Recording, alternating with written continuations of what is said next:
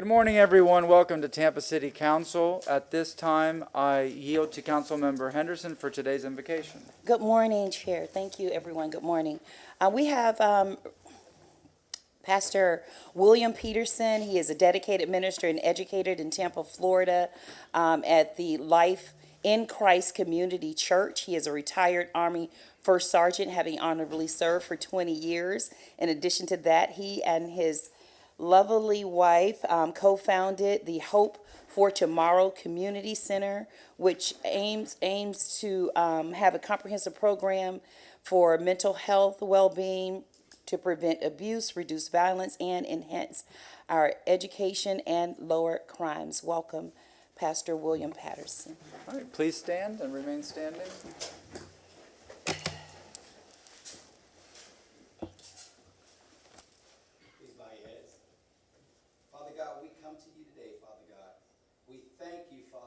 Awesome day, Father God.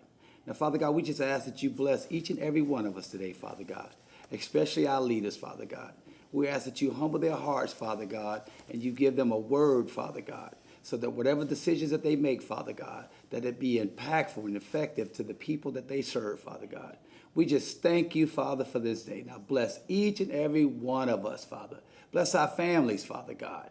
Touch them right now. Give them the strength, Father God, so that the words and the decisions they make, Father God, will be the right decisions, Father God. And we just thank you, Father God. Now, Father God, this week has been an awesome week, Father God. And this is the week of the HBCU, Father God. We just ask, Father God, that you bless each and one of those that's participating in that event, Father God. We just ask that you give them strength, Father God, and allow them to enjoy themselves, Father God. We ask for all of this in your Son, Jesus' name. Everybody say amen. Amen. Amen. Amen. I pledge Allegiance to the flag of the United States of America, and to the republic for which it stands, one nation, under God, indivisible, with liberty and justice for all. Thank you very much. Roll call, please. Carlson. Hurtak. Here. Clendenin. Here. Henderson. Present. Vieira. Miranda. And Maniscalco. Here. We have a physical quorum. All right, Mr. Shelby, do you want to review the rules and procedures of public comment? Yes, thank you. Good morning, Mr. Chairman, members of City Council, members of the public. Martin Shelby, City Council Attorney. I'll be brief today. Members of the public are allowed a reasonable opportunity to begin at the start of the meeting to address any item on the agenda before City Council takes official action. A 3-minute time limit applies to all speakers providing public comment. If you wish to speak to the council during general public comment, speaker cards are outside in the lobby, and they will be accepted till the start of general public comment, and each person speaking and submitting a card will be recognized by name to approach and speak. Please print legibly. Names that cannot be read will not be called. Now, if you're here to speak at a public hearing, it'll be noted on the agenda that it's a public hearing. The time to speak is not a public comment, but when the item is called up, and use the sign-in sheet instead. Again, council, you are reminded to refrain from engaging a speaker under public comment, and the public should be aware that the City Council does not take questions or have a dialogue during general public comment. This is your opportunity to express your position.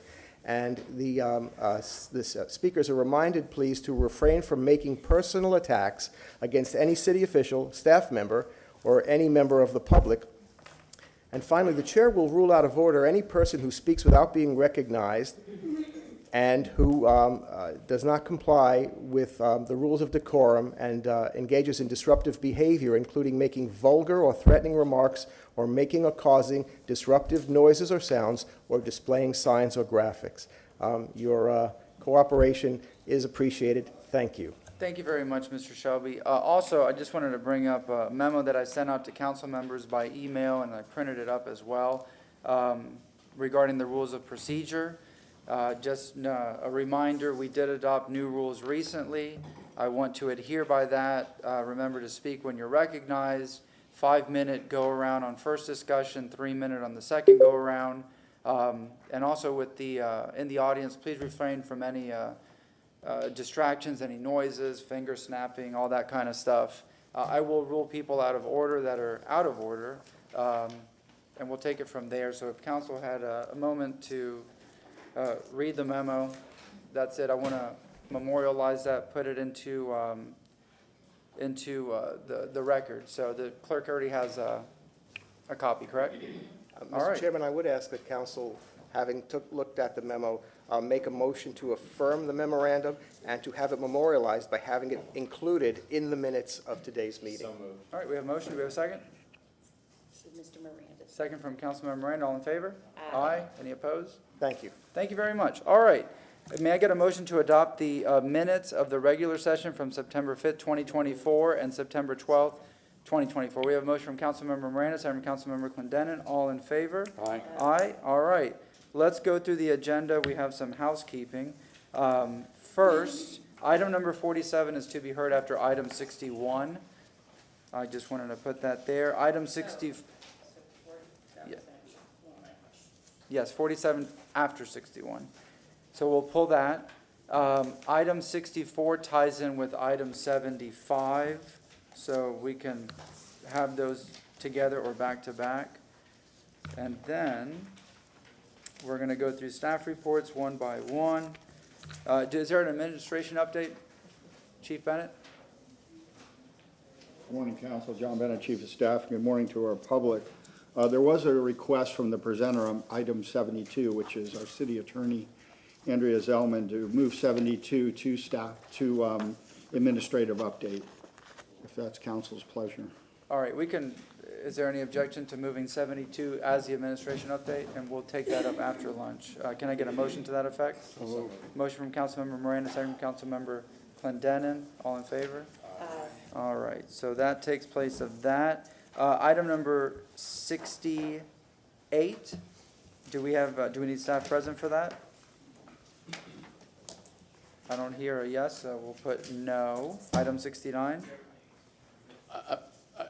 If I may, Mr. Chairman, Yes. excuse me for interrupting, but item 61, I received an email yesterday, and I don't know if you have a copy of what was sent out to each council member today by James Rodriguez.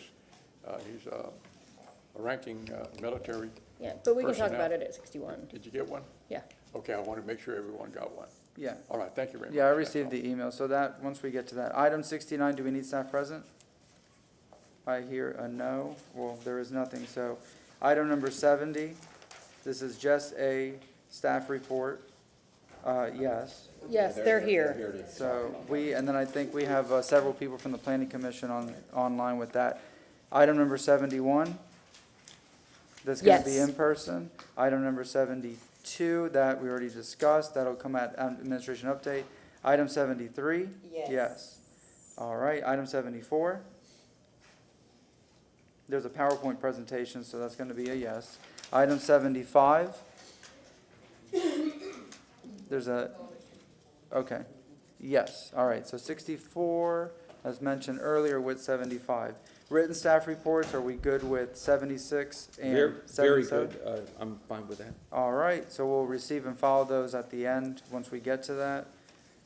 All right, that's it. Can I get a motion to approve the agenda and the addendum? Second. We have a motion from Councilmember Clendenin, second from Councilmember Vieira. All in favor? Aye. Any opposed? All right, at this time, the Mayor's Hispanic Heritage Committee is going to come up and extend an invitation for the Mayor's Annual Hispanic Heritage Celebration. Good morning. Good morning. My name is Melissa Martinez. I am the chair for the Mayor Hispanic Heritage Committee, and I'm here with some of our committee members to invite you, city staff, and the public to our 36th Annual Hispanic Heritage Celebration. It's going to be on October 1st at 11 o'clock in the morning. Door opens at 10:30 at the Tampa Theater. This year, we have an entertainment group, the A13 Project. They are a group of individuals that create cultural awareness through music, and we also have the Tampa Gym and Dance that we also be performing during the event. The first 200 guests will receive a free bag lunch. And this year, we're very proud to award our first vocational technical schools scholarship through Brewster Technical College. And for more information, you can look for our posters. They're going to be displayed our city buildings and also through social media. And we hope to see you there. Thank you. Thank you very much. We will be there. Muchísimas gracias. All right. Next up, we are going to present Officer Richard Richie Mercado, a commendation, who is retiring. Go on up, Councilmember Miranda.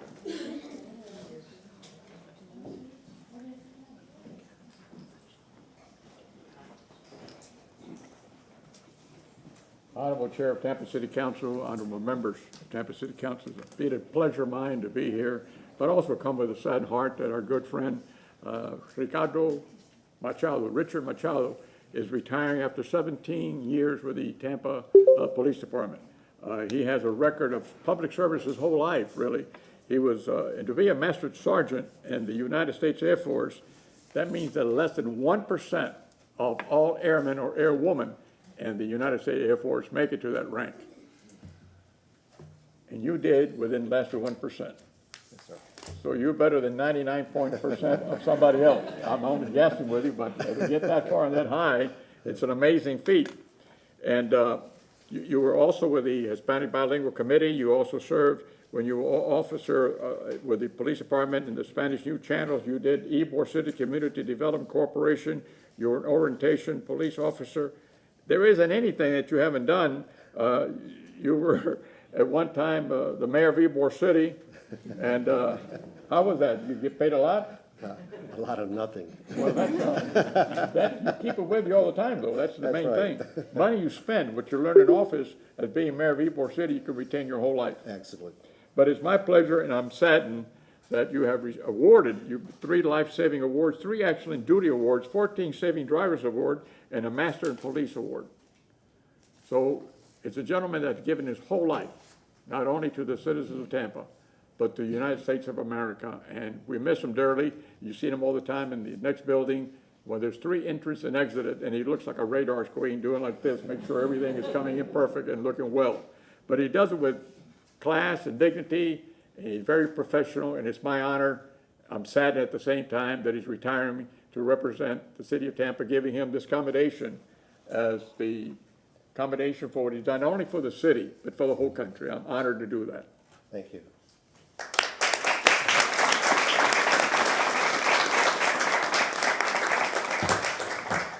First, I'd like to thank God and thank my wife and my daughter for all the support that I've received. I know that as a former Chief Master Sergeant in the Air Force, once you reach leadership level, you have to make tough decisions that people are not exactly pleased with, but you have an overall picture, a big picture of what it is that you are required to do. And I know as city council members, you have to do the same thing, and I applaud you for what you have to put up with when you're up there trying to make decisions for the entire city. I'd also like to thank my chief and my major, who are my senior leadership on the department, and I couldn't have done this without their support and the support of the rest of my officers that I've worked with, that I've mentored, and that I've also worked alongside. It has been a pleasure working here in the mayor's office and with senior staff.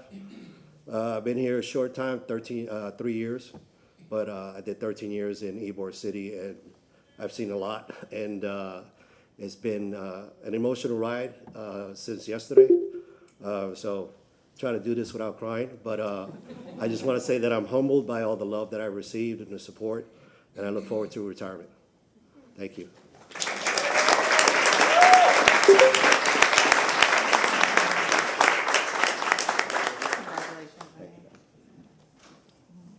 Mr. Shelby, some council members wanted to speak. Councilmember Vieira. And thank you very much, Mr. Chair. And I just wanted to say, you know, we talk all the time, and you're such a pleasant person. You really, really are. And I know we've talked about your military service and your time as a Tampa police officer, and you've been here for 17 years, I think it was, Yes, Councilman Miranda said. Yeah, and you know, police officers these days, and always, I always say that it's a hard job. A lot of times you're going to be in times when the politicians love you, and other time you're going to be in times when the politicians run away from you. But I always do believe that the public always supports law enforcement officers. And you guys see that all the time. The public all over Tampa, I believe, is very, very grateful. I know we're all grateful for all the work that you do, et cetera, here in the city of Tampa, and Tampa City Council, the mayor's office, et cetera. And you just do it, and you're always a pleasure to talk to and engage with, and you're a very nice person, and I'm glad to see your family here, and y'all just ought to be so proud. So God bless you, and Dios te bendiga. Thank you. Thank you. Councilmember Carlson. Yeah, I just wanted to say thank you. Unfortunately, we have a lot of your colleagues who are retiring now because of the timing of everything, and you all are going to be hard to replace. We appreciate all your dedication to our city and our country. And I never had a conversation with you about Ybor, so if you have ideas, especially now that you can think of all the things that you would like to improve in Ybor during Ybor's Renaissance, please let me know. Would love to.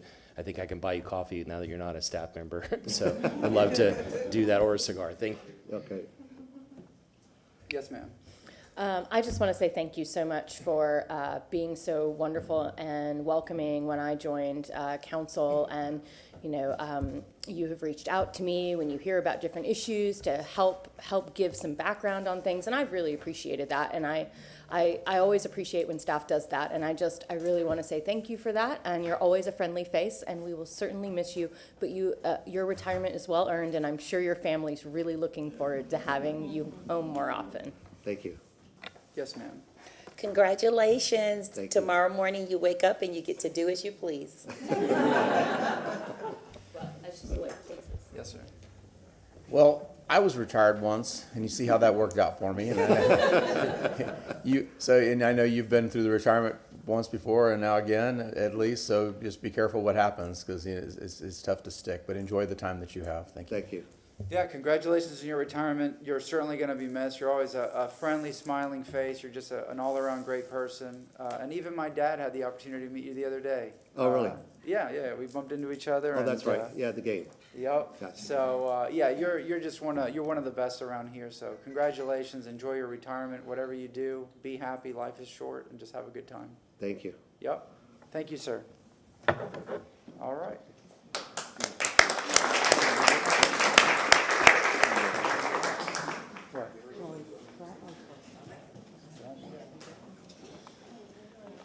All right, as some folks move out, we're going to bring up the Tampa Bay Regional Planning Council. They have a 10-minute presentation, and with that, a PowerPoint presentation. The PowerPoint presentation will come up momentarily. We'll just take a moment here.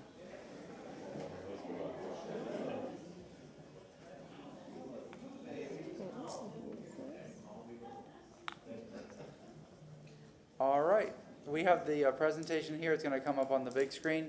Yes, go ahead. Please state your name. Oh, hi. My name is Courtney Ray. I'm a senior planner with the Tampa Bay Regional Planning Council. My focus is really in our resiliency planning, and a lot of my work is in our climate action plan. We're doing the first regional climate action plan in our area, so I'm really excited that I'm able to work with the city of Tampa on this, as well as a lot of our other regional partners.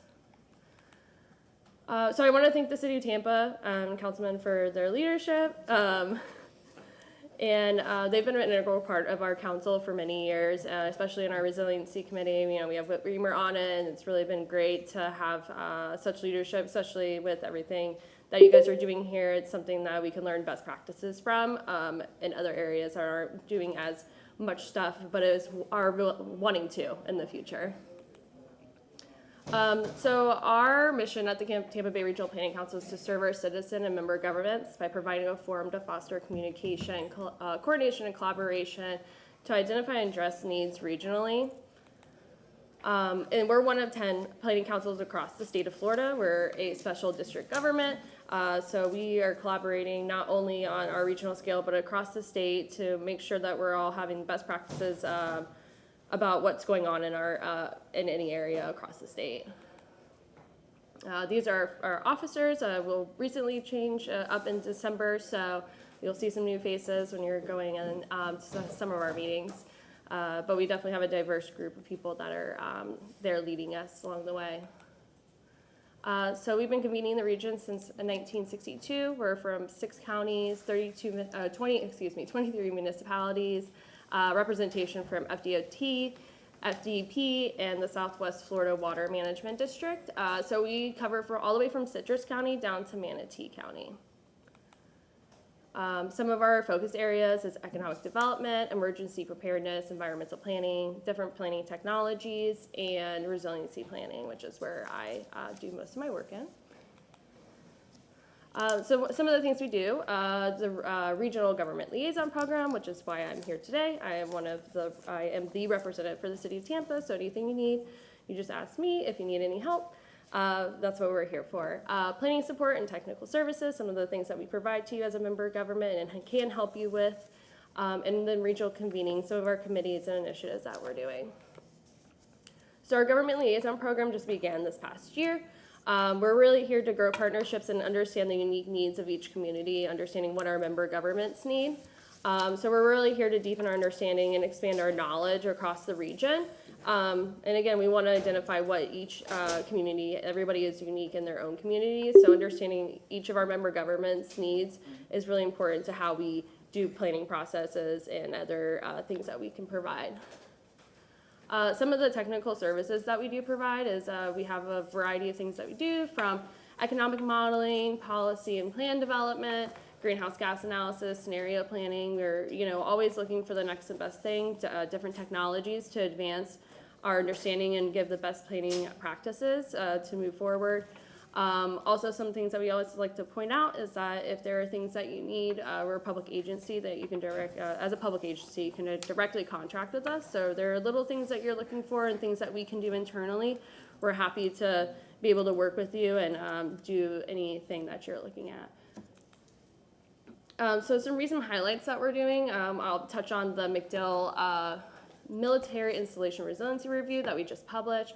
Cleaning of Tampa Bay was just one of the things that I just pointed out, our first regional greenhouse climate action plan that does greenhouse gas analysis, low-income and disadvantaged community analysis, workforce development, some of the things that we're working on, Resilient Ready Tampa Bay, which is City of Tampa was one of our partners on that, and the Regional Resiliency Action Plan, again, City of Tampa was a great partner on that as well. So to highlight the McDill MIRR at the Air Force Base, so this was a review that analyzed the needs of the climate needs implementation and foster and protect and enhance resiliency and sustainability that benefits the base and the community around it. So we identified 35 strategies for resiliency. The Department of Defense funded this, and they accepted what we've done.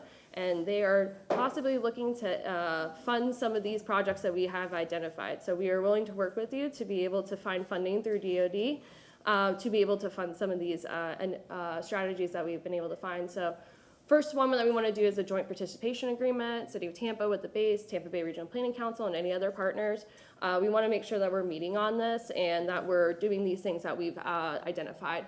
Some other things is conduct watershed-wide stormwater modeling, some of those things, but again, we want to make sure that we're in those conversations and that DoD is looking to possibly fund these things. So let's get the money while we can.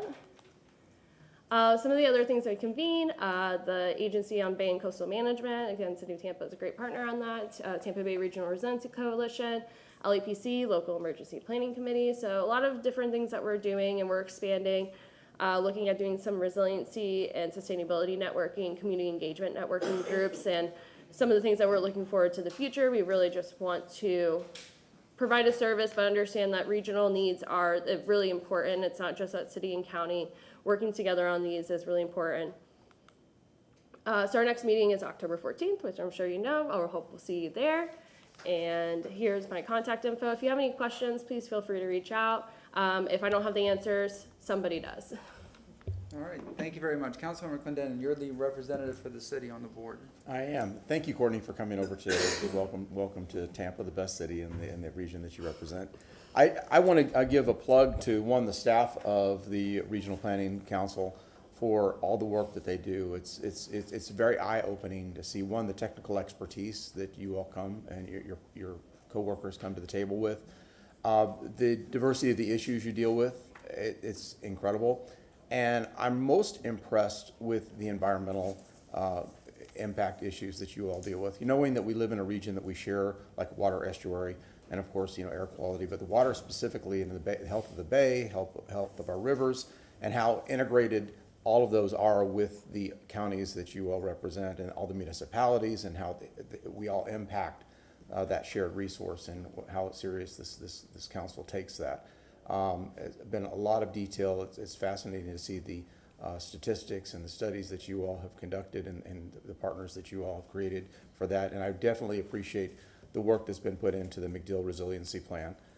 It was very good and eye-opening as well. So thank you so much for that, and thank you for what you're doing for the city of Tampa. And look to any one of us up here. And of course, I know you work very closely with the administration and staff in the city of Tampa to fulfill the missions. But thank you very much. Thank you. All right. Sir? I just want to say thank you, what Mr. Clendenin said. However, there's a need for all governments to understand what's happening around the world. It's not happening by coincidence. It's happening that we have voided the earth for so long and thrown all our trash in the garbage. It goes to the dump, it goes here, it ends up in the ocean. Solar's here, we're trying to get there, don't get me wrong, and this city is making an effort to do that. But there's got to be a better way, a faster way to get it done, because the rains that are coming down now are not normal. The pattern is not normal. When have you seen all the last 3 or 4 hurricanes that have formed in the Gulf? And that's not normal. And so there's a lot of things that are happening on Earth that we don't have control, but we should have done it years back, and we wouldn't have had the problem today. So in the future, that's only exacerbating the problem further. And I'm afraid that no city or no county or no state or no country is going to be able to hold what's coming. Thank you very much for what you're trying to do. All right. Thank you very much. Thank you. Enjoy your morning. Thank you so much. All right.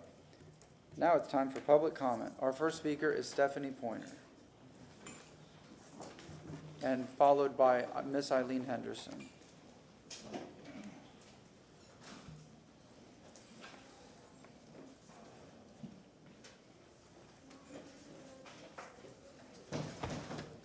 Good morning, Stephanie Pointer. I hate going first because I really prefer to hear what other folks in the city have to say about things, because I usually have a comment about all of them. Number 48 it stood out like a sore thumb to me. Why are we increasing our lease at the GTE building? I was told that those facilities, the emergency management facilities, were going to be moved to Hannah Street, which of course is not full. Okay, so, and I think they had the 1-year anniversary. Somebody sent me a message last night and said there was a 1-year anniversary celebration at Hannah Street last night. But yet here we are expanding our rental space at the GTE building and spending more money after we spent $140 million to build Hannah Street, which is a cave. Go hang out there for a day. Look at how few people work there. How few people are there doing a job. I've never pulled up there and not parked either on the first floor of the parking garage because I didn't want to park in the sun, or parked right outside the building, which tells me that it's damn near empty. But when I see this, and there was no mention of the original lease, but this additional lease is like $16,000 a year. Well, Monday or Tuesday night, you guys argued over $5,000, and I would argue that maybe it's time to argue over these little penny ante leases.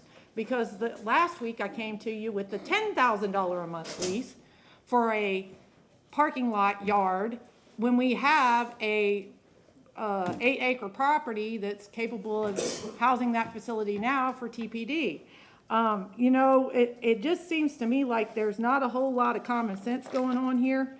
I'm sure that I have other things to say about other things because I was still formulating my thought process. I really hate being told when to come up here. I think it should be optional because I would like to listen to what the rest of my friends here have to say, because I'm sure I'm forgetting something. But I'd just like for somebody to pull number 48 and have a discussion about why are we moving people in to this GTE lease when you know that you have Hannah Street out there. If you're going to move somebody, move them to some place that we already own. Why are you renting an apartment when you got a perfectly good house? I don't do that. You guys don't do that. So why would you? Why would you allow the city to do that? I don't know. It's just one thing after another.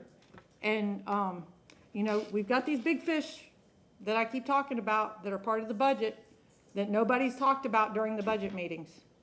We hadn't talked about Riverwalk. We hadn't talked about this, forensics lab. Everybody's got their hand out for some money. But we still don't have a fire station, 24. Nobody really cares, I guess. I don't know. Maybe when somebody's house burns down, it'll become important. Thank you very much. Our next speaker is Eileen Henderson, followed by Mrs. Angela Nguyen. Good morning, Council. Eileen Henderson. I wasn't sure how I was going to start because I've always got a lot to say. I will say to Stephanie, I'm not putting my hand out for any money. I'm putting my hand out for the truth. That's what I'm putting my hand out for. And I'm just hoping the Italian Club can put their hand back out towards us and tell us the truth. We've got facts. We've got maps, plats. We've got it all. College Hill Cemetery is there. Show us the GPR. What's the big deal? I'll say it again. I don't understand how the Italian Club can't realize how much good this could do for them by recognizing that African American cemetery is there to include the Cuban cemetery, because that's how it started. A Cuban cemetery and an African American cemetery. We've got the facts. You know, maybe, and I don't like to be this way, but maybe to get a little attention, I'm going to go park my car on that grave out there at the Italian Club where people visit. I'm just going to sit my car on a grave. Let me tell you something, I guarantee you I'm going to get attention after that, probably get arrested. So be it, because that's what they do every day. Every day they're parking on bodies. You may not care, but I'll tell you what, I care. And I'm a constituent, and I'm a voter. And this matters to me, but more importantly, it should matter to you, and I'm going to tell you why. Because it's the history of Tampa. The history needs to be told, and those people buried helped build Tampa. That's our history. I hear history when I listen to the campaigns right now that are going on for presidency. We talk about the history. It's so important. So for me, the good, the bad, and the ugly, and Tampa's got a lot of ugly history, but so does a lot of other people. So just tell the truth. That's what we want. We're not asking you to tear anything down.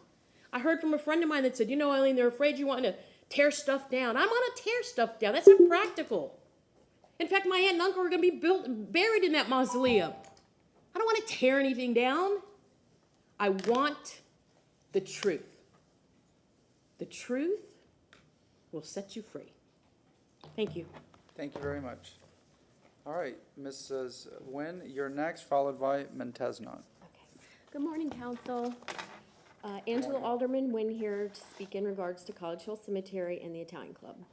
I am here today to speak about resolution with what I wish could be done with College Hill and the lost. I am here to speak a message in hopes it reaches the Italian Club, as they have ignored my request and Council's request to produce scan results. I am here today to just simply ask to do the right thing, to bring peace to a dark part of history and release the scan results. Healing can begin when the truth is told. I know my great uncle is lost within that property, alongside 1,200 others. Please bring peace to my family, this community, and most importantly, bring peace to those precious souls that were laid to rest there. I am not seeking to take anyone's property or desecrate your ancestors' and loved ones' graves. I am simply asking to do the right thing. Let my family begin to heal. Let me bring peace and closure to my great uncle's memory. And please let the community see, through releasing these results, that they can begin to heal. Withholding answers to a scan that took place is heartbreaking to a community that wants to hold out hope for those hoping that there is good left by revealing the truth and doing the right thing. Revealing that instead of ignoring this any longer. Face the mistakes from the past and show the community and the city that those beautiful, beautiful lives mattered and respect them. We cannot change the awful things from the past, but we sure can make sure that we can make them right by telling the truth and making it better. Being accountable and caring to show respect for the loss of College Hill Cemetery and not making this ever happen again in history. So in ending, I just ask that you do the right thing. Would you ever want this to happen to your family? Would you ever want them to be forgotten or parked on? The scan results are needed for this community to see that you care. I want to see closure to another long and dark chapter within our Tampa roots. I want to be able to know that my great uncle's memory can be resurrected by the truth, by these scan results. I want the 1,200 lost to find that peace and that their lives mattered. In life, these African American and Cuban souls endured so much pain and suffering. In death, let's please show them that they deserve the love and dignity to be remembered for the beautiful souls that they brought to this community. In ending, I will leave a quote from the amazing Martin Luther King Jr. Our lives begin to end the day we become silent about the things that matter. Thank you so much. Thank you very much. Next speaker is Montesnot, followed by Ms. Robin Lockett.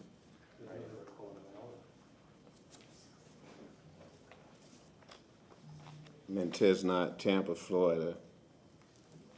You know, in 1776 or 1770 or 1765, if anyone said George Washington was or would be a great revolutionary, people would think they were out of their mind because they didn't have that vision or they didn't know the process of disrupting a process.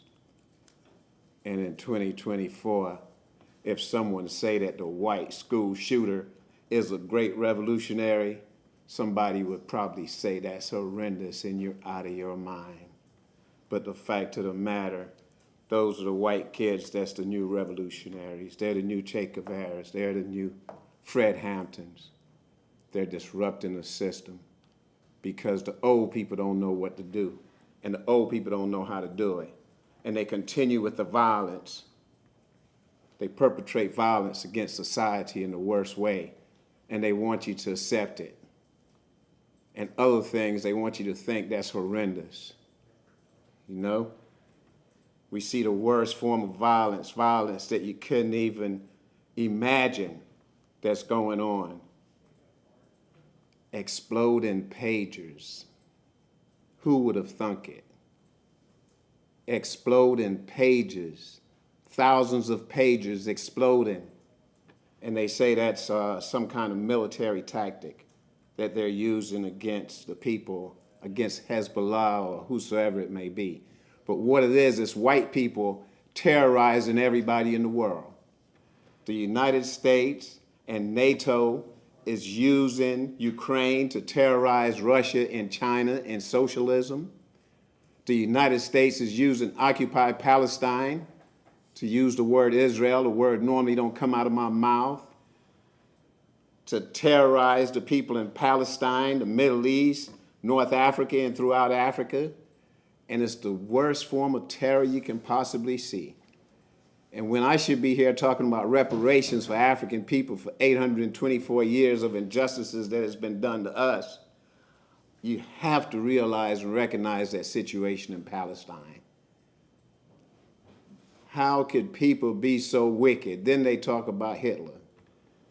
How can people be so wicked and just nasty? And that's what you see in this city. They talk about small things. They don't talk about big things. This city can run without a city council. This city can run without a mayor. It actually can. Because you guys, nothing. If you don't have a resolution, or if you don't say something about what's going on in Palestine and people talking about black people eating dogs and cats, if y'all don't say nothing about that, something is wrong. Thank you very much, sir. Ms. Robin Lockett is the next speaker. You're good? She gave a card, but all right. All right, we're going to go to registered public comment. We have Simone Nelson is the first speaker.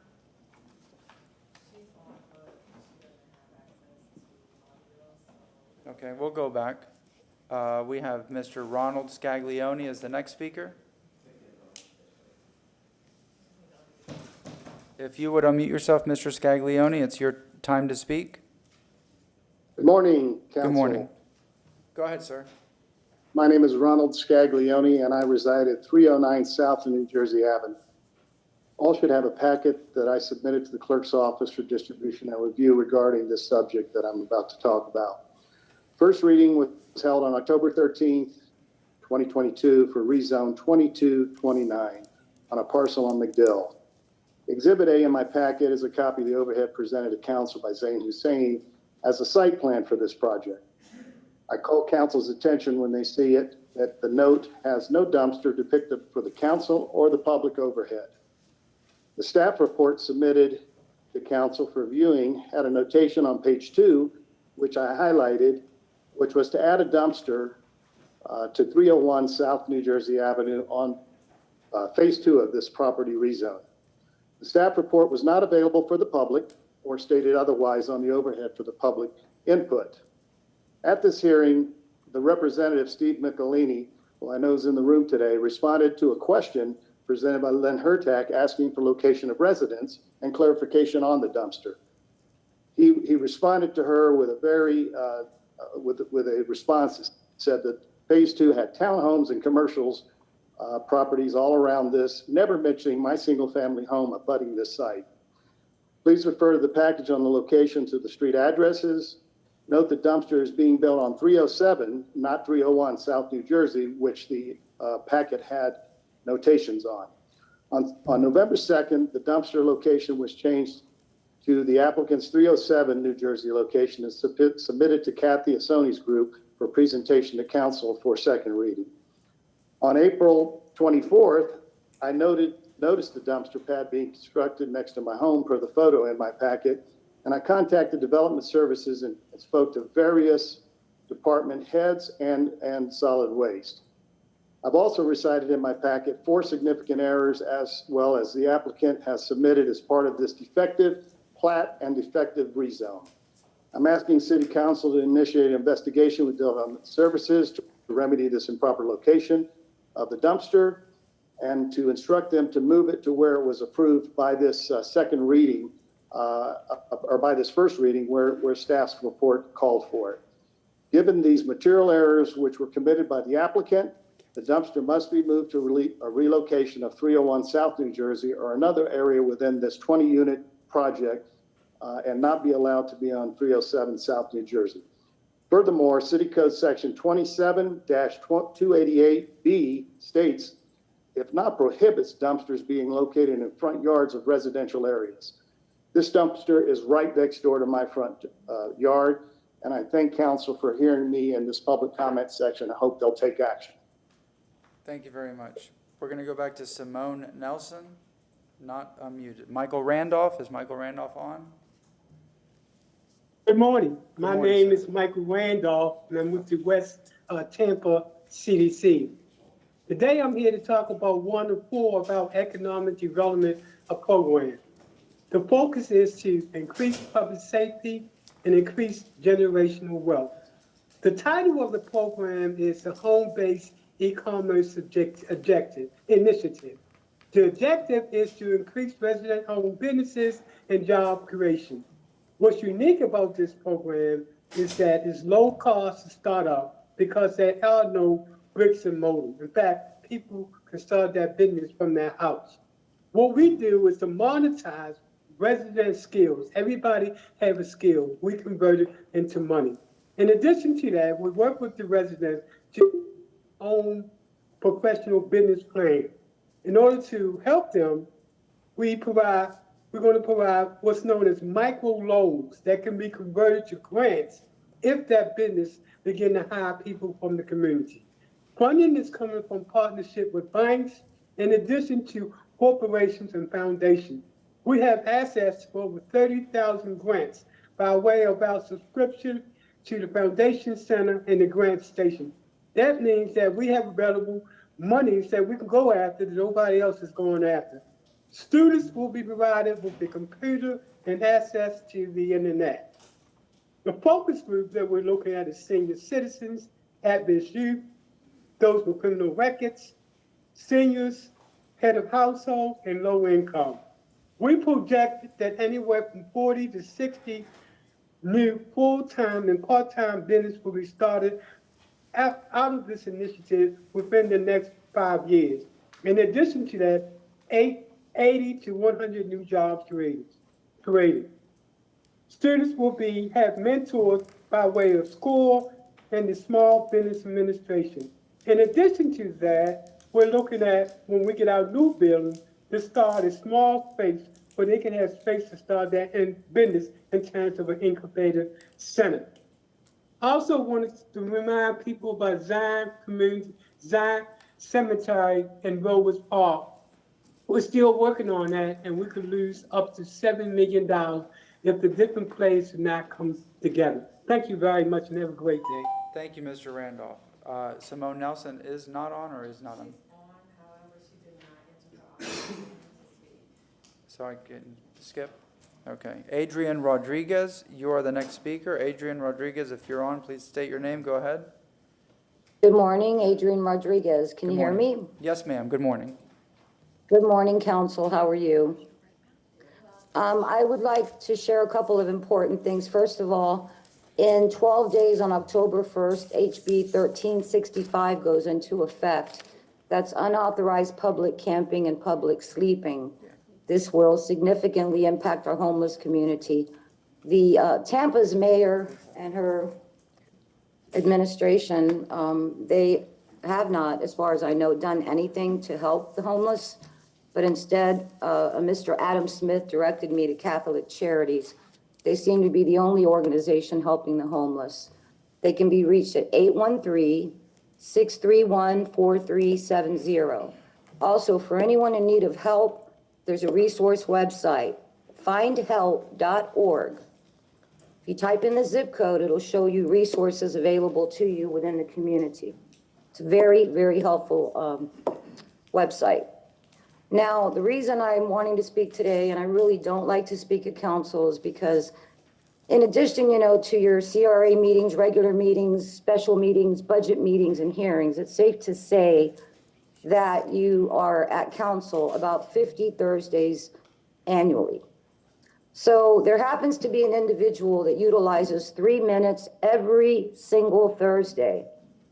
That's 3 minutes for 50 weeks, equates to 2.5 hours a year that we and many of this nonstop nonsense recaps of world events, political opinions, hearing him badger, berate, belittle, insult council for blaming you for his problems.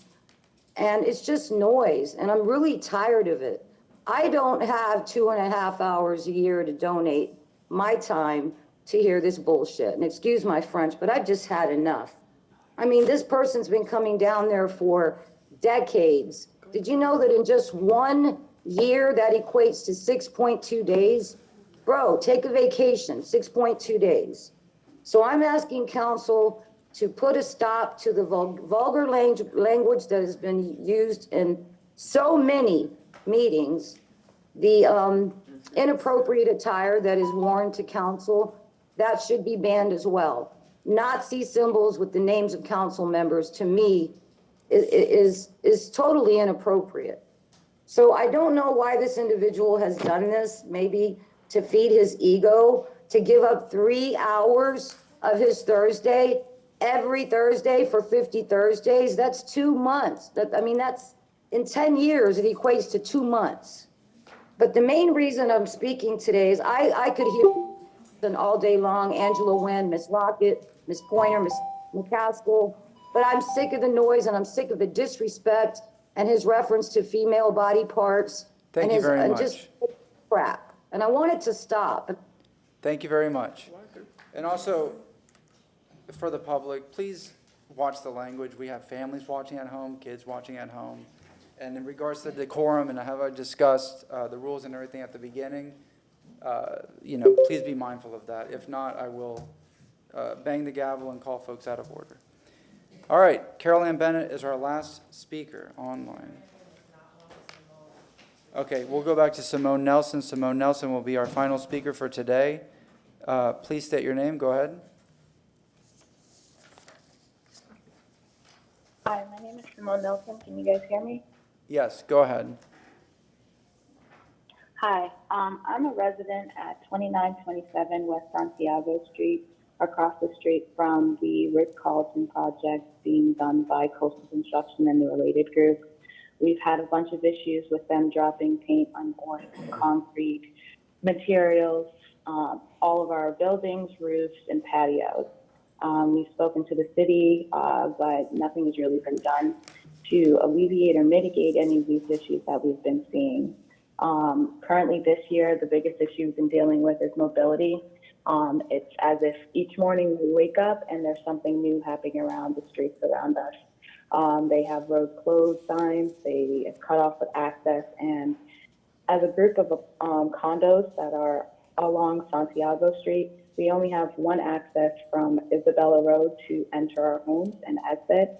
Currently, this is being blocked daily by staging cement trucks and construction workers with their trucks to where we have to wait to even get out to our homes. To leave our homes is even an issue in itself. I'm coming to you today because now they have installed or are attempting to install parking in front of our homes. This was a matter that was brought up to the City Council on October 6, 2002. It was discussed and it was determined that there would be no parking on our side or their side for that matter. They have constructed parking spaces on the south side of Santiago to which they can use. So the fact that they're bringing up parking now and essentially in the process of getting it approved, we just find utterly ridiculous. We've spoken to the mobility department and the construction department, and they can't give a reason as to why they're putting parking there other than it's for the residents. But us as residents here, 20, 25 plus people, say we don't want the parking, but they're still installing it saying, well, it's for you guys. It's just become an issue. And what I would like to request is the council to do an investigation for this parking, because I'm not really understanding as to how they can overrule a decision made 2 years ago and now it's getting exactly what they want. They have their construction workers, contractors who are working on the surrounding buildings, parking in front of our parking in front of our homes, all hours of the day. So yes, I'd like to request council and do an investigation and stop this parking from being in front of our homes. Thank you very much. All right, Carolyn Bennett was not on, correct? All right, that concludes public comment. We're going to go to the consent agenda at this time. Councilmember Vieira, you're the Public Safety Committee Chair. Would you move items 4 through 12? I will. I hereby move items 4 through 12. We have a motion from Councilman Vieira, second from Councilmember Miranda. All in favor? Aye. Any opposed? Councilmember Henderson, 13 through 23. You are the Chair of Neighborhood and Community Affairs. Yes, thank you. Yes, ma'am. For Neighborhood and Community Affairs, I move items 13 through 23. Second. We have a motion from Councilmember Henderson, second from Councilmember Vieira. All in favor? Aye.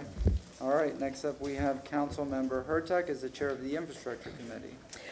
Yes, I am going to move items 24 through 37. However, I wanted to let council members know that item number 36 about the athletic field lighting citywide design build, I'm going to have a motion later on for a regular report during new business. Okay, but you are still moving that item. I'm moving that item. I just wanted you all to know that I'm doing a motion about it later. All right. Just to keep it in the back of your head. Yes, ma'am. We have a motion from Councilmember Hurtak, second from Councilmember Vieira. All in favor? Aye. Any opposed? All right, Councilman Miranda, you're the Finance Committee Chair, 38 through 42. We have a motion from Councilmember Miranda, second from Councilmember Vieira. All in favor? Aye. All right, item number 47 was pulled to go after item 61. So Councilmember Carlson, would you like to move 43 through 50 with the exception of 47? So moved.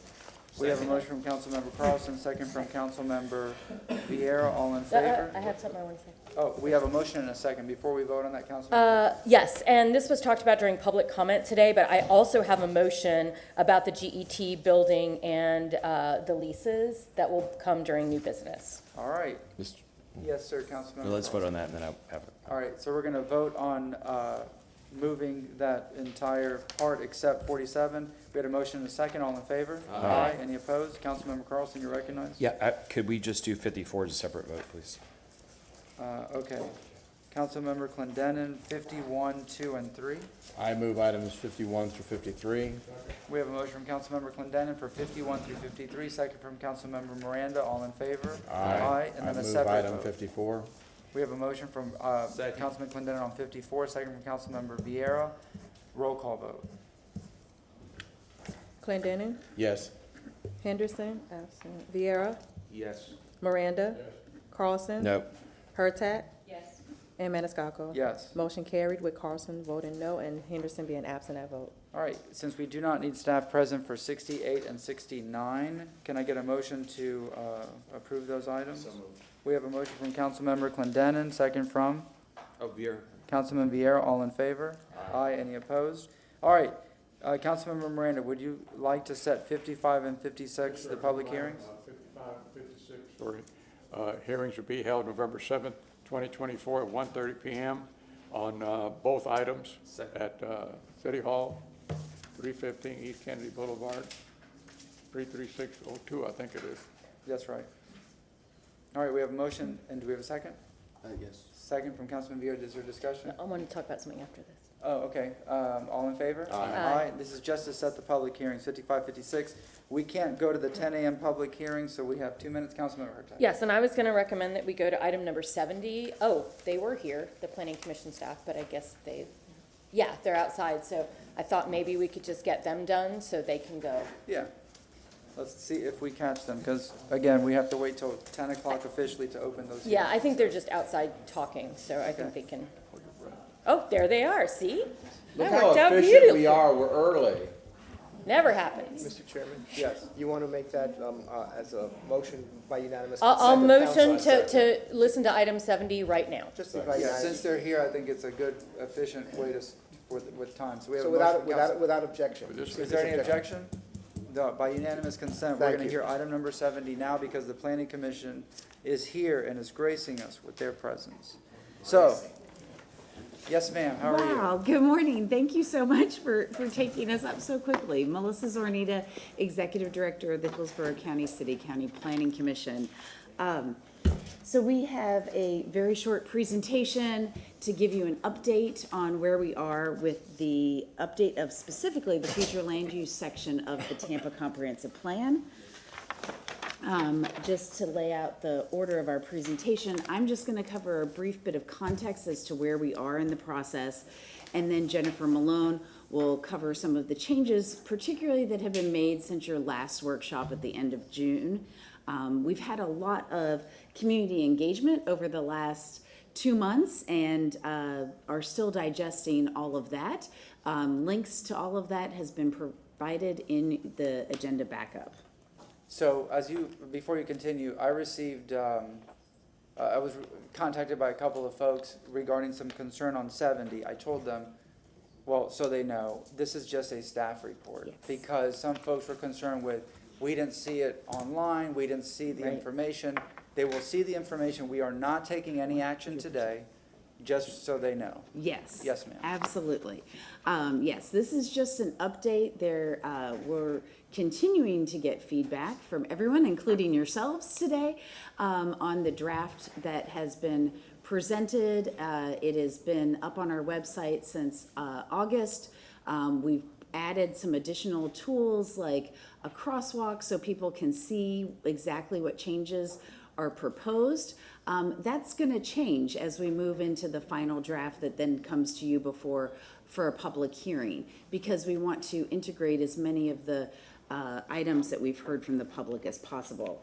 As you all know, the comp plan provides broad visionary guidance on the growth and development that is facing the city. We've got a lot of growth that's been happening and continuing to happen.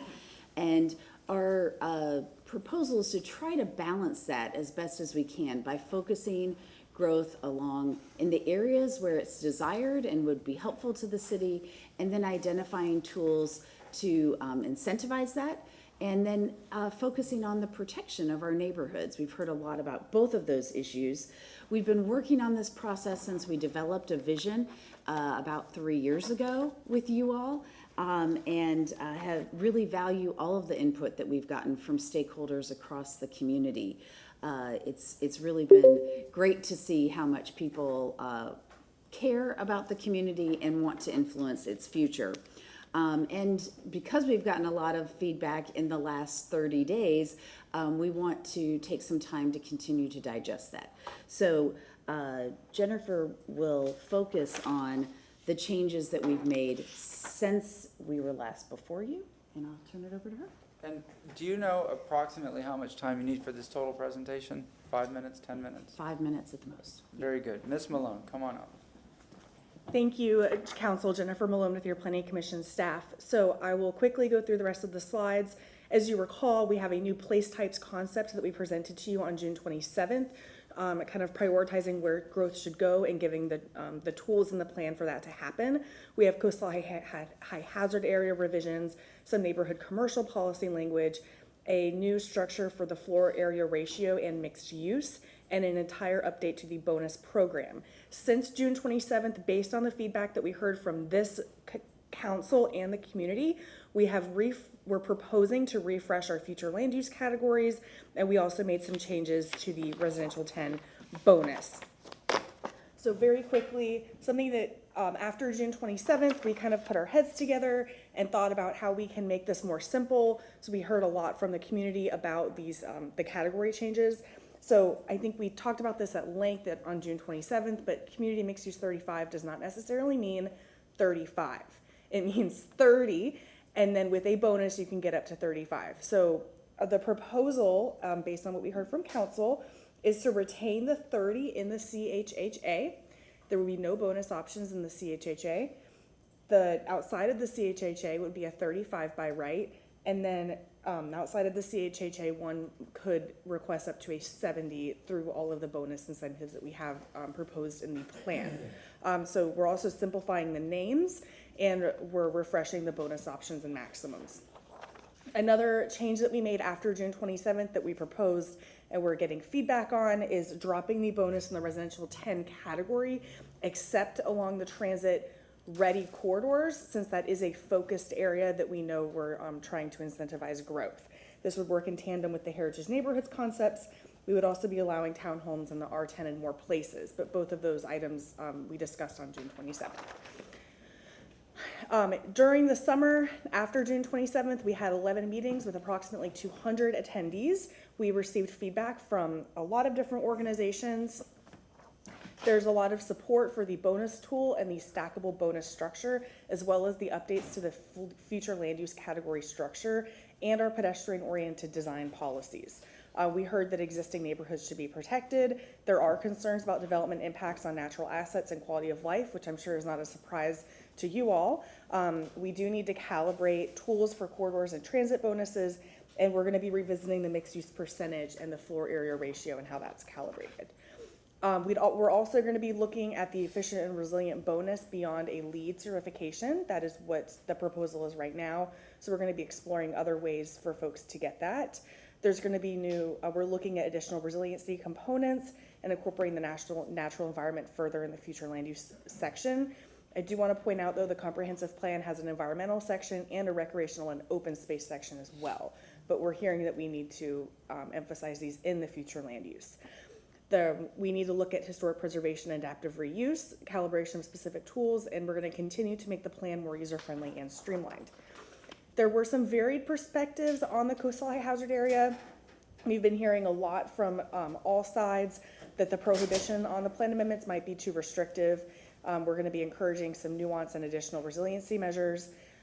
We've heard from some folks that the balance is right and the protection of safety is paramount. Planning commissioners, when we brought this to the planning commissioners, also had some varied perspectives. So as Melissa Zoranita said, we're kind of digesting that, taking that all in, and then we'll come back to you with a recommendation. We're going to be tweaking the heritage neighborhoods concept a little bit, and also looking at how the bonusing in the residential categories would work specifically. So we're going to continue to review all of the comments. We're looking to bring a draft back in, or have another draft out by the end of the year, and then pull this through the public hearing process with some hearings early next year. I hope that was Yes, ma'am. 5 minutes. I'm available How for many any questions. copies do you have of that presentation? Just that master copy? I have 4 copies total. Can you leave them with us? I know there's a few people in the audience that may want to see them since this is new information. Again, it wasn't found online, and I would like to perhaps make some more copies because I don't know if other council members did, but I did receive concerns that just, people want to see the information. So. Absolutely, and we're also happy to send you a copy of the presentation via your email if you'd like if you that. could do that, I can email it to the constituents. So Councilman Miranda had his microphone on, and Councilmember Condon. Thank you very much for all that, and I'm sure somewhere in there, do we have any new things for the environment to help save the world? I'm going to There's turn a that threshold question. for you. Yeah, so I think Sean College will be the one that might be able to address that. I understand that, but in other words, the things that I've seen, I'm sure everybody sees it, but maybe we don't recognize it. When you have a high wind or a small hurricane, or if a big one comes through, you got a bigger problem. But as I look back and I consider my travels to different countries, and I look how many times they get hit by hurricane compared to us, and we have concrete blocks, the first floor. But 90% of the time on the second floor is all wood. And then you have an eave about this big hanging out where the wind can come under it and lift it up. And once the eaves are gone, the second floor collapses because there's nothing to hold it up. In other countries, they don't have that. They have a second floor, but it's all concrete, including the roof, done with a lot of rebar wire under it, and the water hits and rolls off. So I don't understand why we do it differently. Maybe it's better than what I've seen, but when I go to those foreign countries, what gets messed up in those countries, a lot more than what we have here, are the farmers that live in shacks. But in the main of the cities, they can withstand a hurricane. We can't. And I understand there's a water problem, but I understand where we live at, and I try to change that. But we can't change the incoming tide at high tide when it rains, and the volume of water by weight is greater coming in than what's going out. And what's going out hits it and comes back where it came from. That's what the problem is. Yes, Council. I'm Sean College. I'm the Director of Strategic Planning Environmental Research for the Planning Commission. I specialize in the area of environmental hazard mitigation, emergency management. Yes, we are looking at all those issues of emergency management, of resiliency, climate change, sea level rise. They're very important. We're bringing forward the coastal management element at the same time as the future land use element because they're intrinsically entwined in how you develop and how you protect life and property. We're looking at enhancing the support for dealing with these issues in both the coastal management element and the future land use element. As mentioned, coastal hazard area is being addressed in the future land use element. We think we have a great proposal here. I will tell you that the research that has been done by the consultant for the city on the Coastal Area Action Plan has shown that most jurisdictions do not allow increases in residential density in their coastal high hazard area. We are proposing, and right now your comp plan has a no net increase requirement in residential density in coastal high hazard area. We are proposing, I think, a balanced approach. Not everybody's happy. You just heard that there are varied opinions of this. Some people want to be more liberal. Some people want to be more conservative with how you allow development. We think we have a balanced approach in our proposal with some limited areas, particularly in limited areas where it would be permissible to ask for increases in density. But yes, we are addressing these issues. So then if both sides are not happy, it's a good one. Exactly. Thank you. Thank you very much. And Councilmember Condon. And don't forget the 5-minute timer. I never use my 5 minutes. I want to say thank you to the Planning Commission and the staff for listening. I think that what you're working on with the future land use, I think the residents need to know that this is like one of the first times that this plan really recognizes that we're building Tampa not just for future growth, but also the people that currently live in the city of Tampa. So it recognizes the importance of our neighborhoods and the people that live here and that invested and have built Tampa and have their kids here. At the same time, we're trying to build smart and in areas that make sense, and build that density in areas that make sense, and restrict the density in areas that don't make sense. So it's injecting a lot of common sense. I appreciate taking our input from the last meeting and working with us on that. And I think it's, of course, these are always going to be works in progress, and I'm sure they'll be tweaking along the way. But this is a good job, and thank you for being receptive to the comments and bringing forth, I think, is a huge step forward for the city of Tampa. All right, thank you very much. Councilman Vieira, did you want to speak? No? All right, thank you very much. We appreciate it, and if you could leave those copies, I'll pass them out. There's some folks here, and then if you email it as well, I can send it out to the constituency. Thank you very much. At this time, may I have a motion to open the 10 o'clock public hearing? We have a motion from Councilmember Clendenin, second from Councilmember Miranda. All in favor? Aye. Any opposed? All right. These are non-quasi judicial, the first few, so we're not going to swear anybody in until, we're just not going to swear anybody in. So, all right, item number 57. And Mr. Chair? Yes, sir. I'd just like to say I was absent in the first, but I did watch the first hearing, so I am up to speed and I'm ready to vote on this one. All right, thank you very much. Yes, sir, good morning. Los Angeles Development Coordination, presenting file number VAC 24-13. This is ordinance being presented for second reading and adoption. I'm available if you have any questions. Any questions for Mr. Sammons? No, we don't have any registered speakers, so we're pretty clear today. All right, who's next? Yes, sir. Mr. Collins, come on up. Good morning, Danny Collins with your Planning Commission staff. This is second reading for TACPA 2403, future land use map amendment pertaining to properties located at 8901 North 13th Street, 8814 North 14th Street, and 8813 and 8820 North Brook Street. We're 34th and 35th Street. This is 57. Oh, I'm sorry. Yeah, I'm sorry. All right. See you in a minute. Yeah, soon. All right, Mr. Manassi, come on up. 58. No. 57. He's just standing, so. Nobody? All right, we have a 57. Come on up.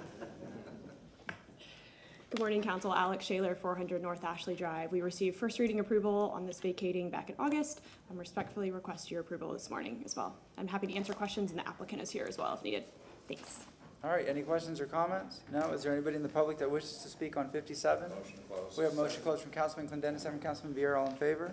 Aye. Any opposed? Councilmember Miranda. Oh, no, I'm sorry. Councilmember Vieira. Yes, sir. Thank you.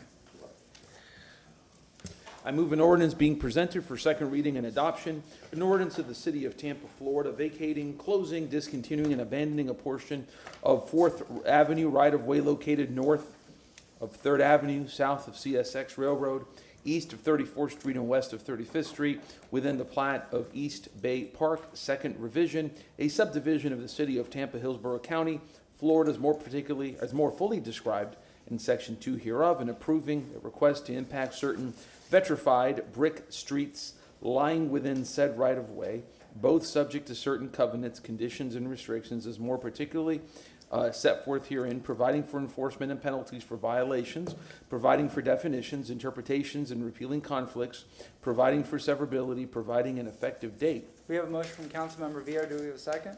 Second. Second from Councilmember Clendenin. Please record your vote. Motion carried with Miranda voting no. Thank you very much. Now we go to item 58. Yes, ma'am, of course. Danny Collins, again with your Planning Commission staff. This is second reading for TACPA 2403. It's for the properties located at 8901 North 13th Street, 8814 North 14th Street, and 8813 and 8820 North Brook Street. The request is to change the future land use designation of the sites from residential 10 to light industrial. This was approved at your first reading on August 29th and is back before you for second reading. That concludes my presentation. Available for any questions. Any questions? Nope. Yes, sir. Mr. Manassi. Good morning, City Council. Ryan Manassi with Johnson Pope, 400 North Ashley Drive. Just here for any additional questions. If none, we'd request your approval. Any questions? All right, anybody in the public wish to speak on item number 58? Motion to close. Second. We have a motion to close from Councilmember Clendenin, second from Councilmember Miranda. All in favor? Aye. Any opposed? Councilmember Miranda, would you like to read 58? Yes, sir, Mr. Chairman, thank you. Number 58, TA/CPA 2403, orders being presented for second reading and adoption. An orders amending the Tampa Comprehensive Plan future land use element, future land use map for the property located at 8901 North 13th Street and 8814 North 14th Street and 8813 and 8820 North Brook Street for residential, from residential 10 to R10 to light industrial LI, providing for repeal of all ordinance in conflict, providing for severability, providing an effective date. We have a motion from Councilmember Vieira with a second, Miranda with a second from Councilmember Vieira. Please record your vote. Motion carried unanimously with Hurtak being absent at vote. Thank you very much. Congratulations. Item number 59. Danny Collins again with your Planning Commission staff. This is second reading for TACPA 2409 for the properties generally located northwest of the intersection of North Massachusetts Avenue and West Braddock Street. The request is to change the future land use designation of the sites from residential 10 to residential 20. This item was approved at first reading on August 29th and is back before you for second reading. That concludes my presentation. Any questions? Nope. All right, do we have an applicant? Well, no. Anybody in the audience wish to speak on item number 59? Motion closed. We have So motion moved. closed from Second. Councilmember Clendenin, second from Councilmember Miranda. All in favor? Aye. Any opposed? Councilmember Henderson, 59.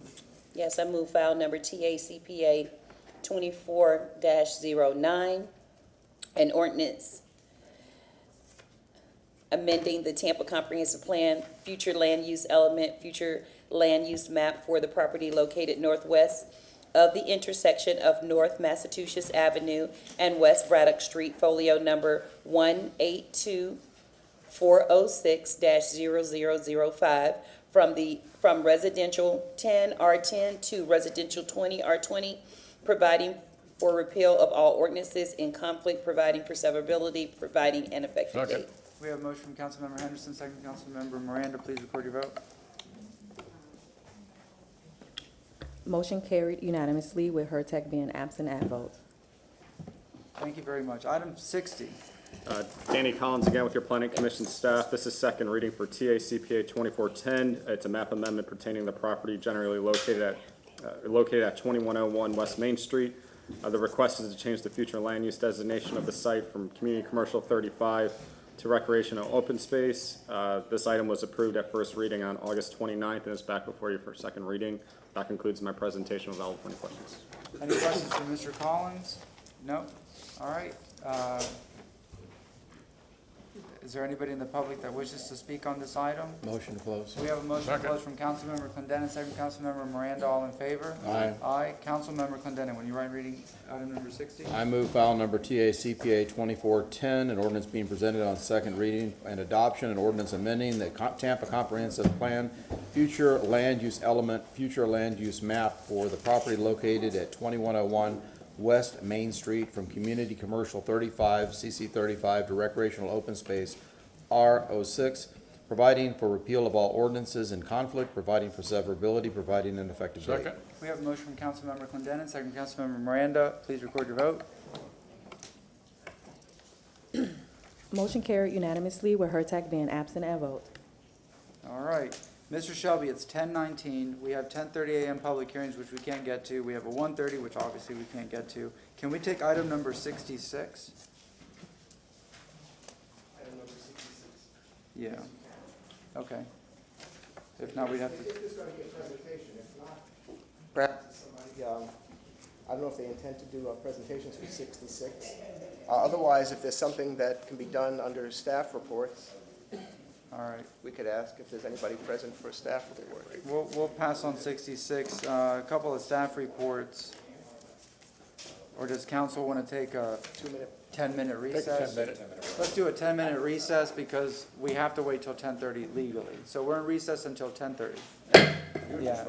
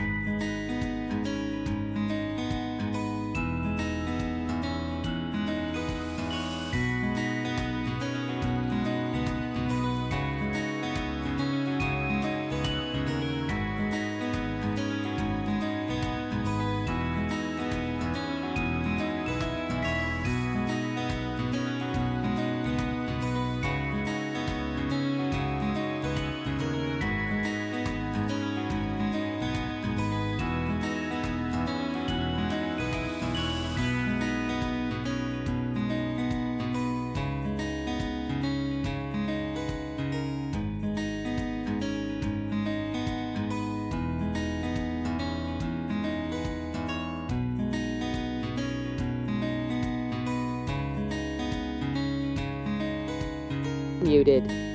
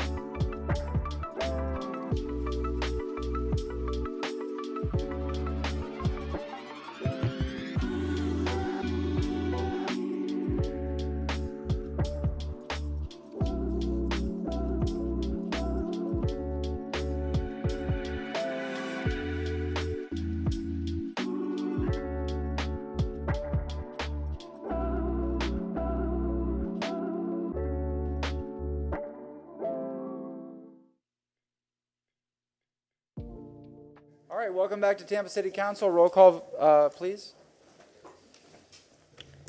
Carlson, Carlson. Here.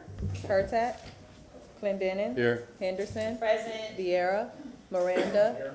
And Maniscalco. Here. Hurtak. Hurtak Thank is you. here. We have a fiscal quorum. Thank you very much. It is now 10:30, just an FYI, we're going to break for lunch at 12 o'clock, so you know. May I have a motion to open the 10:30 public hearings? We have a motion from Councilmember Clendenin, second from Councilmember Miranda. All in favor? Aye. Any opposed? All right, item number 61 followed by 47. Remember, we're going to do 47 after 61. Ms. Johns. Good morning, Rebecca Johns, Legal Department. This is the second public hearing for the Pinewood Development Agreement.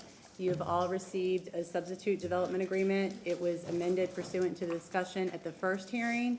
We added the parking plan as an exhibit, and we also swapped out the exhibit for the park to be the same exhibit that was presented to you by the developer at the first public hearing. I will now turn it over to the developer. Councilmember Hurtak. I actually have a question for you first. Sure. Councilman Miranda referenced it earlier, but we received a letter from the base yesterday saying that there should be no development in this area. I will let Ms. Feely handle that. Yes, I received it too, so I think it went to everybody. Ms. Feely. Yeah, and if we could get a copy of that email put into the record, I'll have you want my legislative aide to print it up? All right, if my legislative aide will print up that email from the Air Force Base, we'll put that into the record. You have it? Okay, so we already have it. We'll put it in the record. Yes, ma'am, Ms. Feely. Good morning, Abby Feely, Interim Administrator Development and Economic Opportunity.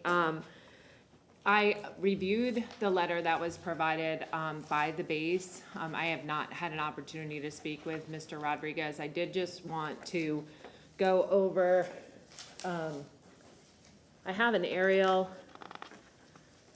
And also, before we look more closely at that aerial, I'd like to talk just about the AQs, which is referenced in that letter. You'll see here in pink is the clear zone of that, and then you have an AQs 1 and AQs 2. You'll see we have two large parks, Gadsden and also the McDill Park that comes through.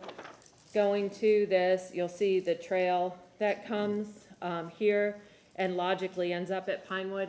This has been in the city's master plan for greenways and trails since 2001, since before we purchased this property. It was to be a trailhead, and that is, I think in that letter it referenced pavilions or other activity that was going to take place. That will not be what's taking place here. It will be a trail similar to this, as well as a few benches, I believe 3 or 4 benches that hold 3 or 4 people each. So the statement that this will be unintended accumulations of people in this passive park, I'm not sure is exactly the intent of that. So that being stated, you know, this is a public hearing. We'll let McDill speak to that, the developer as well. This is the discretion of council, the pleasure of council, whether or not this agreement. We have looked at the grant under which we purchased this. It did not say there could not be any development. It was purchased to be a park. So we are following that intent as we purchased in '05 and we put in the master plan in 2001. So, and I'm not sure if Tony Mulkey is either on the line or here today, but that is the information I have to share. One other thing, I'm a little concerned about this. I didn't mention this. This is McDill's Visitor Center, where there's lots of people and parking there. That also is in the clear zone area, so I'm a little confused by where the conversation's coming from. I'm happy to continue to have it, but I'll let the developer speak because I believe that the developer had a number of meetings with the base when they first approached this concept, and the base was in fact in support. So I'm just trying to put the pieces together this morning, but happy to talk further. Just wanted to share that information. Councilmember Clendenin, then Councilmember Ms. Feely? Carlson. Can you throw the map with the clear zone on there again for us? The air traffic controller talking. Because I'm confused about this as well for the recent things that, can you point on that map where this proposed park is? Sure.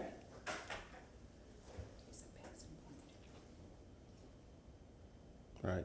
And I guess, and then with the other examples of the development, as you pointed out, the visitor center and everything else. And this, and we're not talking about construction on this parcel. It's, you know, no, there's nothing, we're not putting a 2 or 3 story building on here. No. It's just, yeah, exactly. So I was confused by that email as well. I mean, this, I don't know, other than just leaving it wilderness, how much lower density you could possibly get than what we're proposing, right? Okay, so that's what I thought. Okay, very good. Thank you. Councilmember Carlson. I wonder, to ask legal, this is the first time I've seen this kind of note on a file. Is there any kind of federal law or Department of Defense regulations that would supersede any of our zoning codes or comprehensive plan?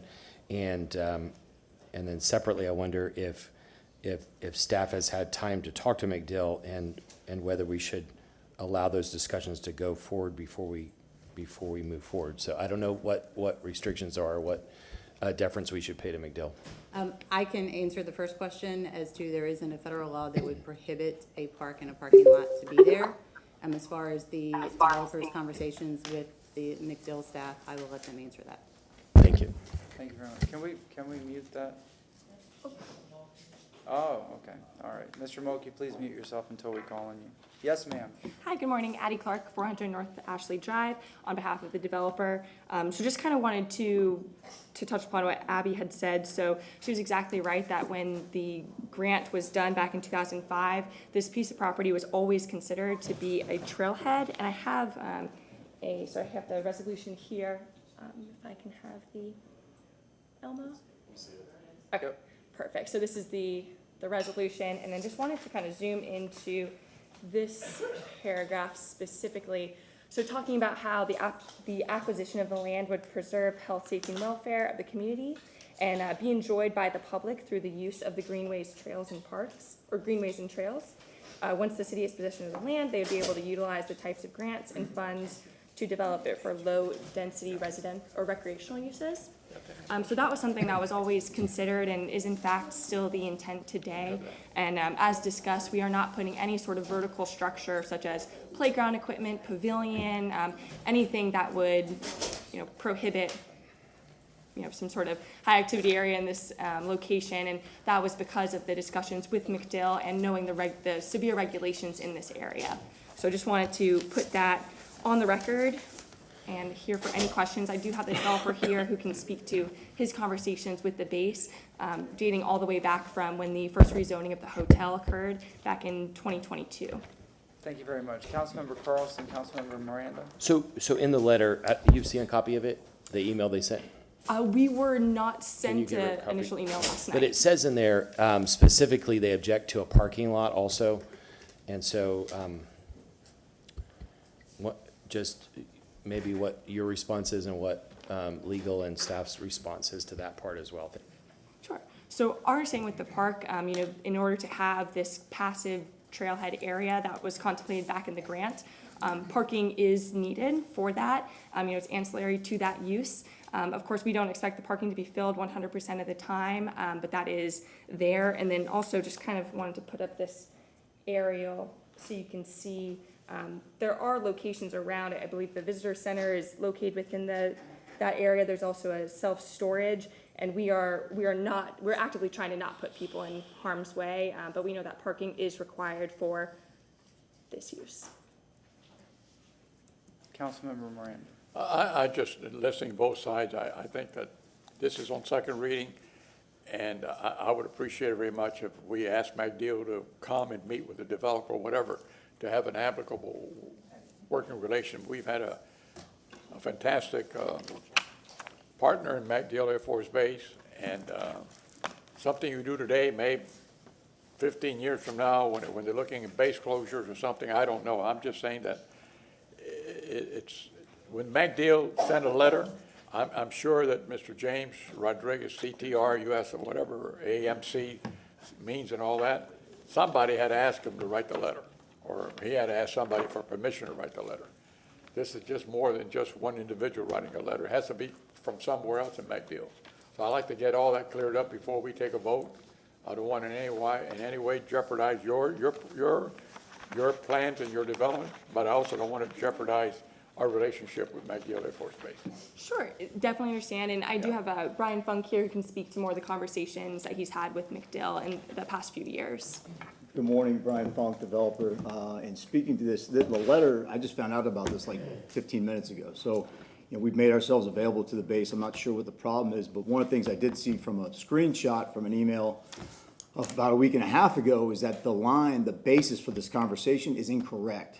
The line that was depicted in an image that I don't have because I wasn't included in the email chain was about 100 feet to the west. We've already established that with the base. I've got an email from November 18th, 2022, email from Amy Doy, director of the 6th Civil Engineering Squadron, and she had no problem with the building heights up to the property line, which can go to 79 feet. I find it kind of curious that they have a problem with what's the marginal effect of a parking lot in a park. The federal guidelines, which I don't have because I wasn't prepared because we just found out about this, do allow for this. And truth be known, when you put the clear zone line in the correct place, as it has been incorrectly placed, in all the images, all the exhibits, including the attachments to the developer agreement and the lease, if you simply just pull out the image that they're referencing and look at the exhibits and ours, they're in the wrong place. So they are incorrect with the establishment of the line.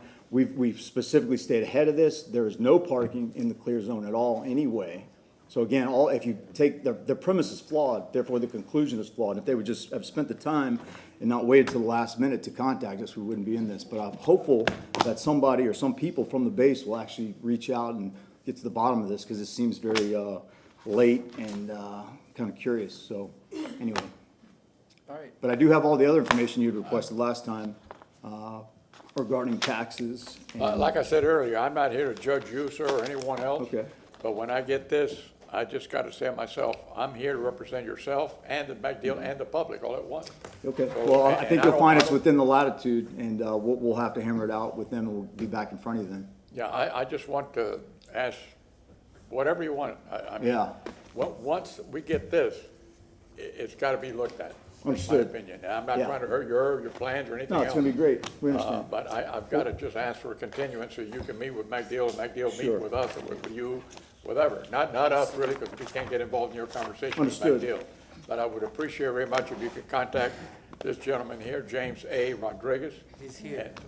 He's He's here? in the back. Yeah, of the room. that's what I put my Okay. mic on. I I would didn't like see him back McDill to there. come I- up and I- talk. But now, now I retract everything I've said, because he's here. Yeah. Mr. Rodriguez, would you like to come up? And you're well, when you come up, I'll ask the questions.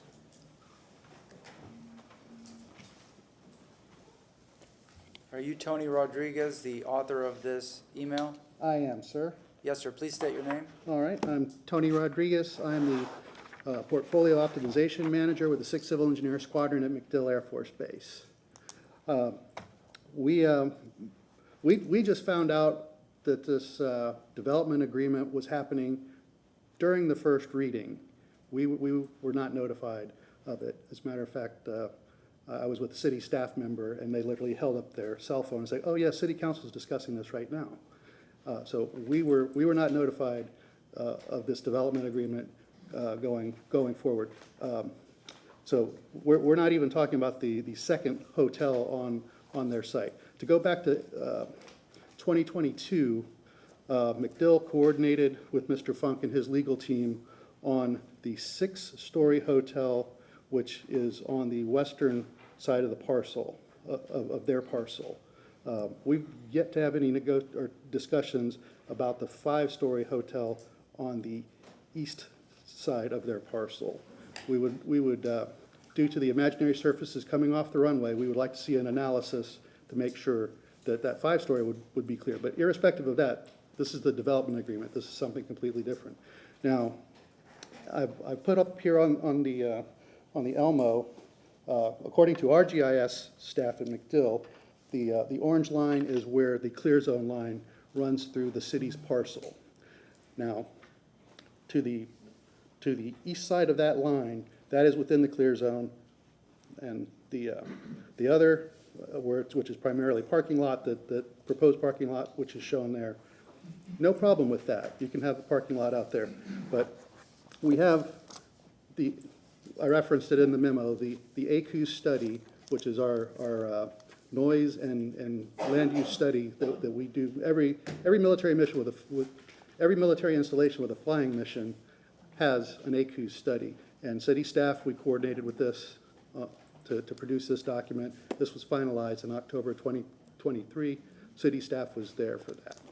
Now, within that, there is a land use table in the back in Appendix A, which the Air Force recommends to local government of compatible and incompatible land uses within the clear zone, accident potential zone 1, accident potential zone 2. So for the clear zone, our recommendation to city government is that you do not have parks and you do not have parking lots within a clear zone. You try to keep the clear zone clear because this is the area of highest potential for an aircraft incident. Okay, this is literally at the end of the runway. So when we worked with the city to get this parcel picked up, this was to keep this clear zone clear. As was mentioned, there were development pressures on this parcel, and the city was willing to buy it with state defense infrastructure grant money, and that's why the state puts this type of money up, is to protect from encroachment. Thank you very much. Okay. This isn't a public comment. We asked for him to come and speak. So how much time do you want to give him? Until he's finished. I mean, I think we owe him We don't that. do until he's finished. We have time limits, so do you want 5 minutes, 2 more minutes? How many more minutes do you need to speak on this? 2 more minutes. All right, 2 more minutes. Okay, thank you. Thank you, Chair. So, back in the 2005 timeframe, if you can think back kind of that far in perspective, I'm looking at Councilmember Miranda, we had Greenways and Trails that was kind of running through South Tampa. We were trying to make that connection between Bay Shore and Picnic Island. The base has created a lease along the northern boundary of our fence line for the Greenways and Trails to move through.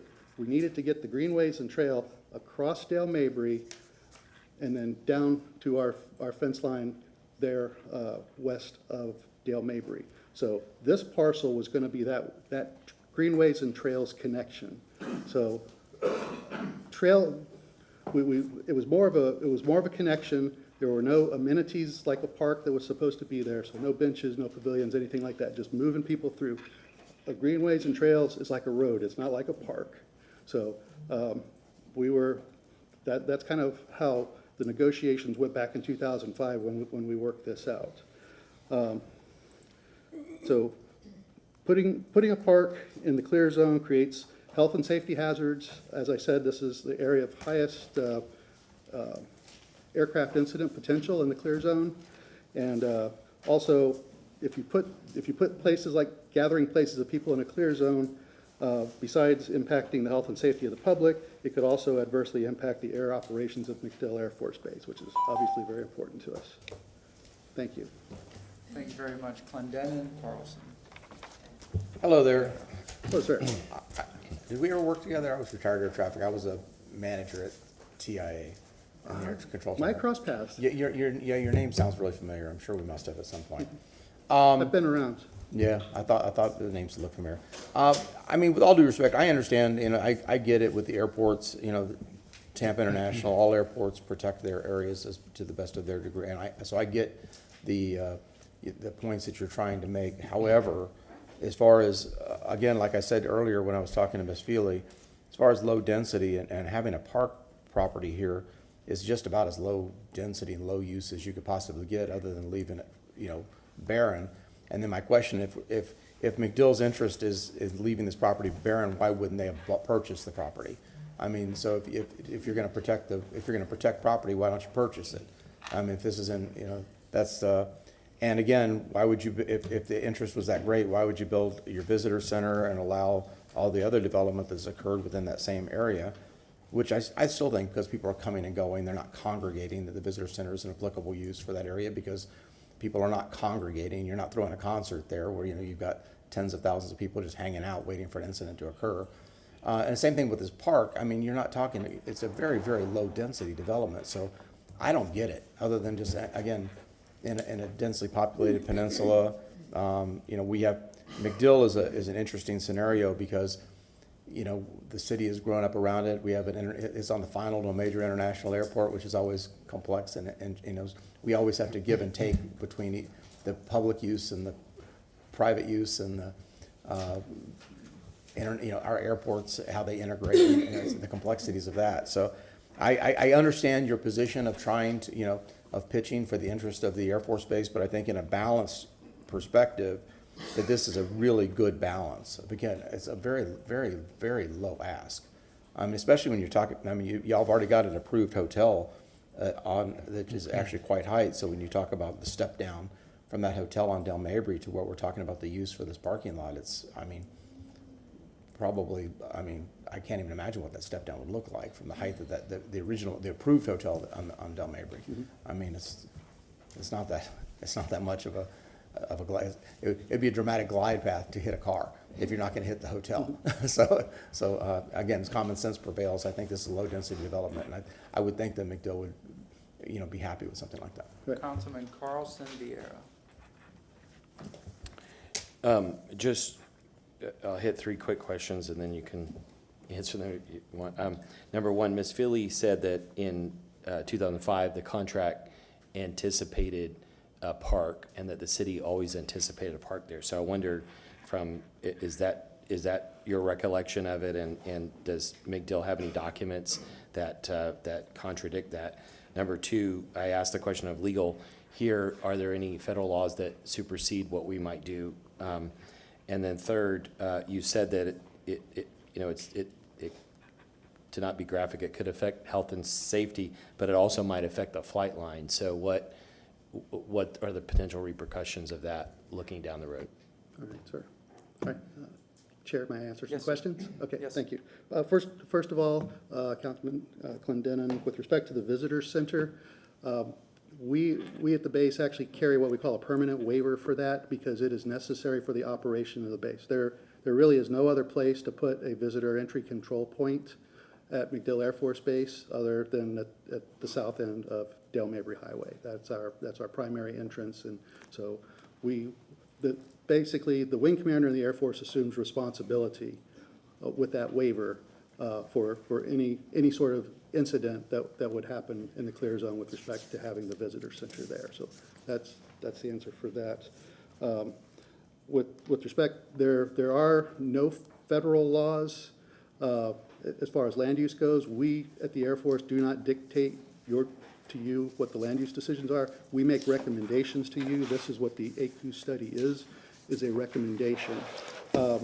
Now, the city's comprehensive plan, about the only thing that it says specific to the clear zone is that there is no vertical development within the clear zone. So you can take that for what it means. So if there's a parking lot there, should there be lighting for that parking lot? You know, that's something that can be discussed. But certainly no structures.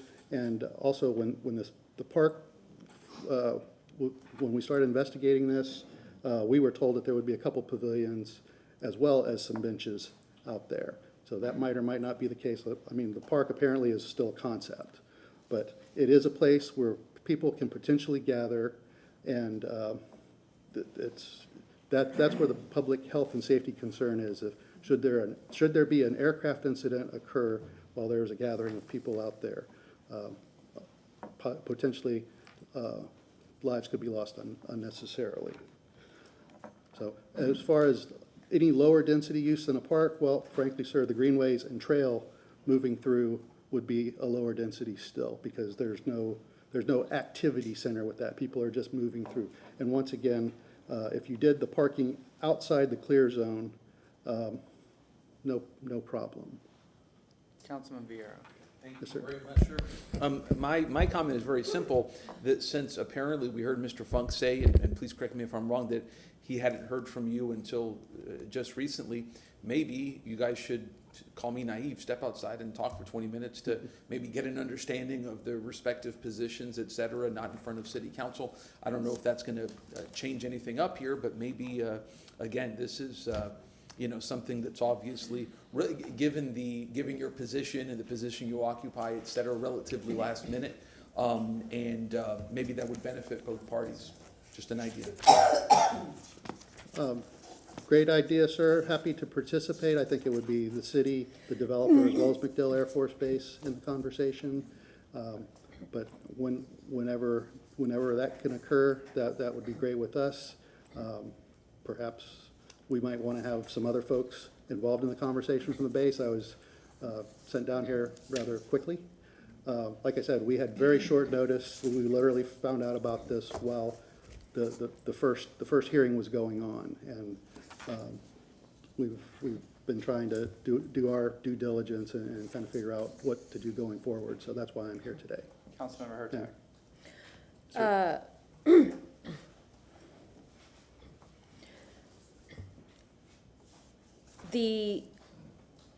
I want to say that you mentioned it in your email. Yeah, okay. Oh, yes, right here, the resolution, 2000 okay, that's not the resolution I was looking for. So, it says in the infrastructure grant agreement from 2006 that land acquisition is to provide encroachment protection and an environmental buffer between MacDill Air Force Base and the South Tampa community. It goes on to talk about in the, let's see, okay, I'm sorry. This is Resolution 2005-699. To enter into this application, the Defense Infrastructure Grant application, which from my understanding is how this parcel was acquired. And it says here, the summary of the project, that once city has possession of the land, they would be able to utilize other types of grants and city funds to develop the land for environmental and low-density recreational uses. And from your definition, low-density recreational uses would be a trail through, not a park. Am I just... That's Okay. how everything was worked out back in Okay. 2005. Thank you. I just wanted to clarify that. Right. Thank you. Councilmember. Oh, I had one additional question. You don't have a problem with if instead of you wouldn't have a problem if there were not a park, but say a larger forest, increasing the trees. The trees would not be an issue. Correct, as long as those trees don't get so tall that they would impact the imaginary approach departure Okay. surfaces So of the so no airfield. maples. We have a maple next door that just towers over the neighborhood, Right. so that's the reason I No, it chose would maple. have to be a pretty tall Yeah, tree. yeah. Yeah, I think we would be clear of most trees Okay, growing thank in you. South Tampa. Councilmember Clendenin. Is there, so when you agreed with Councilman Hurtak about the use as far as the land use, is there a legal federal definition of that, the recreational use that was in that agreement? Is that defined somewhere? Or is that opinion? I'm not, that's a question for the lawyers, sir. I'm Okay. not quite sure about that. So for our, can I ask staff, is there, from that agreement that was reached back then, and is there a definition of that agreement of recreational use? There wasn't a definition of that in the agreement. So it's just an interpretation? Okay, very good. I have to say, based on my understanding and dealing with this for 32 years in FAA, that airports are very protective of their space, but we always, because we're in a densely populated area and every city has the same challenges dealing with airports, that we have to kind of have give and take, and there's got to be compromise. You know, if you build an airport in the middle of nowhere, you can have a very sterile, clearly defined lines. But when you plop an airport into an urban area, you know, you have to have some types of compromises. And I think, again, this is as close to a compromise as you could get, having a parking lot, you know, 12-foot vehicles or whatever they are, and you know, maybe a few other support lighting structures, but and the park, especially considering we're on the very edge of your clear zone, if we even have an agreement of where that clear zone actually is. I think there's discussion about what that actually looks like on the as the overlay. So again, this looks to me like it's I get your position, because you're very, you know, your role is to defend 100% the interest of the Air Force Base. Our role is to find balance between the two. And so that's my point. Thank you. Thank you very much. Anybody else? Yes, ma'am? Yeah, just one question. Is the Welcome Center considered in the clear zone? Yes, it is. And as I explained before, the Air Force, we carry what we call a permanent waiver on Right. that. So the Air Force, and this is signed off by a 3-star general up at Air Mobility Command, these permanent waivers. I understand. So So that could the a Air Force- 3-star general sign off on a parking lot? I mean, I don't see what the major difference is if they're Well- signing off on something like a welcome center where people are actually Well, gathered. we carry the waiver because it is on our property, so that is physically Understood. MacDill Air Force Base property. We don't have a waiver process for things off base, so that's why we have to interact with local government and like you say, sir, do the give and take. MacDill Air Force Base recognizes we're in an urban environment. That runway came after the residential development to the north. I mean, it was something that happened in World War II. There was already development in Ballast Point and along the Inner Bay Peninsula. So our entire history has been, since there was an ACUS program, which started back in 1973, one of negotiation and understanding with the development community and our neighborhood associations off base to find a balance. So whether it's incompatible land uses, traffic impacts, we try to work with the community as best we can to work on these things. Okay, I'll just leave it at that. Thank you. Thank you very much. Ma'am, before we go to public comment, yeah, thank you very much, sir. Thank you. Thank you. Yes? Good morning, Addie Clark, Orange North Ashley Drive. So just wanted to kind of clarify a few things. I think as discussed, the intent here is to have a very passive area. There are no swings, playground equipments, restrooms, structures. The fact that there are no restrooms really highlights the intent of being respectful of this area and the location. So just wanted to kind of point that out. And again, I know it's been referenced a couple of times, and I showed it before, the intent here of always being considered as that low-density recreational area, since it currently has that industrial future land use, and so the intent is to, not develop as industrial, but to do this park and to make it the least dense area as absolutely possible. And then lastly, I believe, and it's our apologies that it didn't appear that there were conversations, but it was our understanding that there were, again, dating back from 2022. But then also, I believe there were some emails where the MacDill Air Force Base was copied as early as, or as recent as Thursday, August 22nd of this year. So just about a week before first reading. So just wanted to kind of point that out as well. And I'll let Brian talk to the specifics of some other information. Hi. Just want to clear the record on two things. I was able to find the image. It's on my phone because, again, I wasn't prepared for this because I didn't send anything until a few hours ago, but hopefully you can see that. So this is the clear zone line right here, and this is y'all's property. The gentleman before me, he's got it shown way over here, and that's wrong. And this is a URS study that's already been signed off by his superior, the director of the 6th Civil Engineering Squadron. So this is already in evidence, and we've gone forward based on this. The other thing that I want to mention is that this really doesn't have anything to do with my development. So what do I mean by that is that if you guys want to do a park there, it's an 1.5 acres, and we're already at 40 spaces. Let's say you wanted to do a 2-acre park, leave some room for parking, you'd need 53 spaces. So forget my development, forget any of the stuff I proposed. What they're basically telling you as a city is that you'll never be able to use this spot as park ever. Because if they won't accept this very minimum use, then what would they accept? Because we've already scaled this back. We have reflected at one point bathrooms and a pavilion. The gentleman is correct. That's why I think he's getting bad info, because we did show a pavilion at one point. We scaled that back. We took out the restrooms. We've made this as demure. The most activated thing on here is one person from Parks and Rec wanted a swinging bench, so we put a swinging bench in there. And I don't think that's the risk that he's probably talking about. As far as parking, again, once you look at this and understand that this is the premise whereby he should be making these decisions, this line is simply in the wrong place. I'm hoping this is one of those deals where he'll say, you know what, you're right, my bad.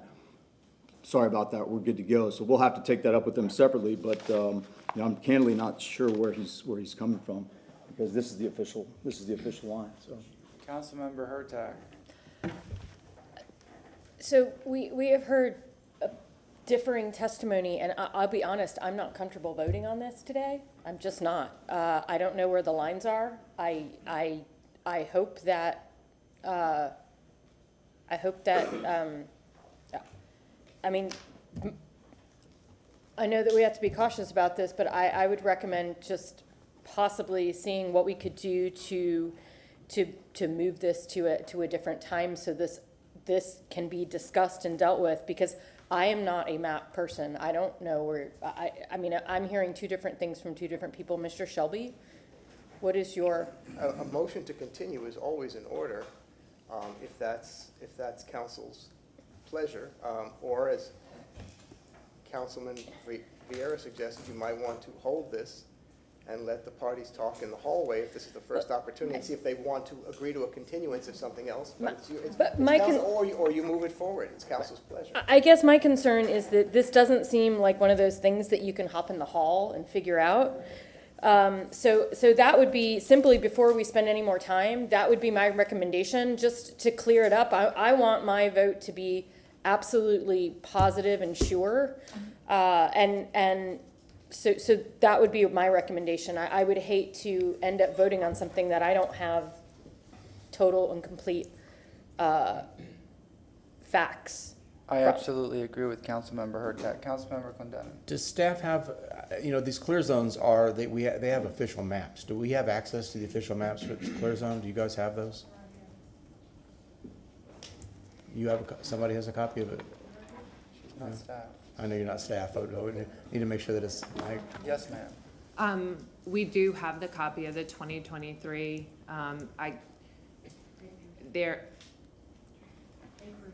It's called AQs, not crews.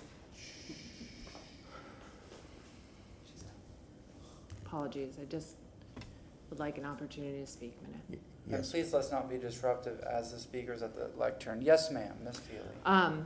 So I have both the AQ study that was performed prior to the 2023, and our team does have the 2023. Much as you know, when we put aerials up at rezonings and other thing, I mean, the GIS is as good as the GIS. So I don't know that what I'm hearing Mr. Funk says, it's 100 feet. I'd need to verify that. I mean, that's a large amount, I'm not gonna say, oh, that, because 100 feet in our city could be a whole lot or 2 lots. So I would need to check into that. I would say, and I know Tony's online, but he's not here. So I think it's a discussion with Parks as well, because we did walk back what that was and we do have other examples of what trailheads are. So I can't go on the record and tell you, Councilwoman Hurtak, I know for, but can we figure it out? Yes, we can figure it out. Well, and I believe we can figure it out. So that's what I'm saying. It would be great if we didn't spend time trying to figure that out during this council meeting, and that the parties come back with a better agreement that includes everyone, every department, every group. I absolutely agree. Councilmember Clendenin. Yeah, I just, and I'll finish with this, is that I agree with it if that's the way we want to go. But I will say, regardless of how this turns out, what that imaginary line in space is, that again, an airport, and this is based on 32 years of experience of doing these kind of things as well. An airport in an urban area, there's give and take. And just like you just heard with the Welcome Center at McKay Air Force Base, that is a compromise. Because, in a perfect world, yes, you would have that parcel further north of the clear zone. They would have acquired property up there, built that up there, but they decided to take that as a give and take because they're in an urban area. So regardless of where that line is, I think this type of development has a very low impact on aviation. It's not a point of congregation. You're not building a high density environment that, that would potential puts people, large groups of people at risk by the flight operation at MacDill, and considering the other development that's around the Air Force Base, I mean, this is negligible. I mean, and you think about Tampa International, the type of development we have on final at Tampa International. I mean, every airport has intrinsic risks, and development around airports have intrinsic risks. Having a parking lot and I just can't think of a lower density use. I mean, again, you look at the airports that we have there's, I mean, on Davis Islands, we have an airport, and those airplanes go over chemical areas and commercial and neighborhood areas. It's part of aviation. It's what we deal with. It's a give and take. It's in a balance. So. Vieira Carlson. Thank you, Mr. Chair. And you know, I always say this as a qualified statement. With the information that I have, I am supportive of this. But my question to the applicant is, would a week or two or whatever time, would that in any way prejudice your client in any way? Because I asked that specifically because this appears to have come last minute, and so I fully understand the frustration, et cetera. But my question is, would 1 or 2 weeks prejudice you guys in any way? Yes, thank you so much. And so I think we would be definitely agreeable to a continuance to potentially, I think, October 3rd. We have October 3rd and October 17th. October 17th is less busy.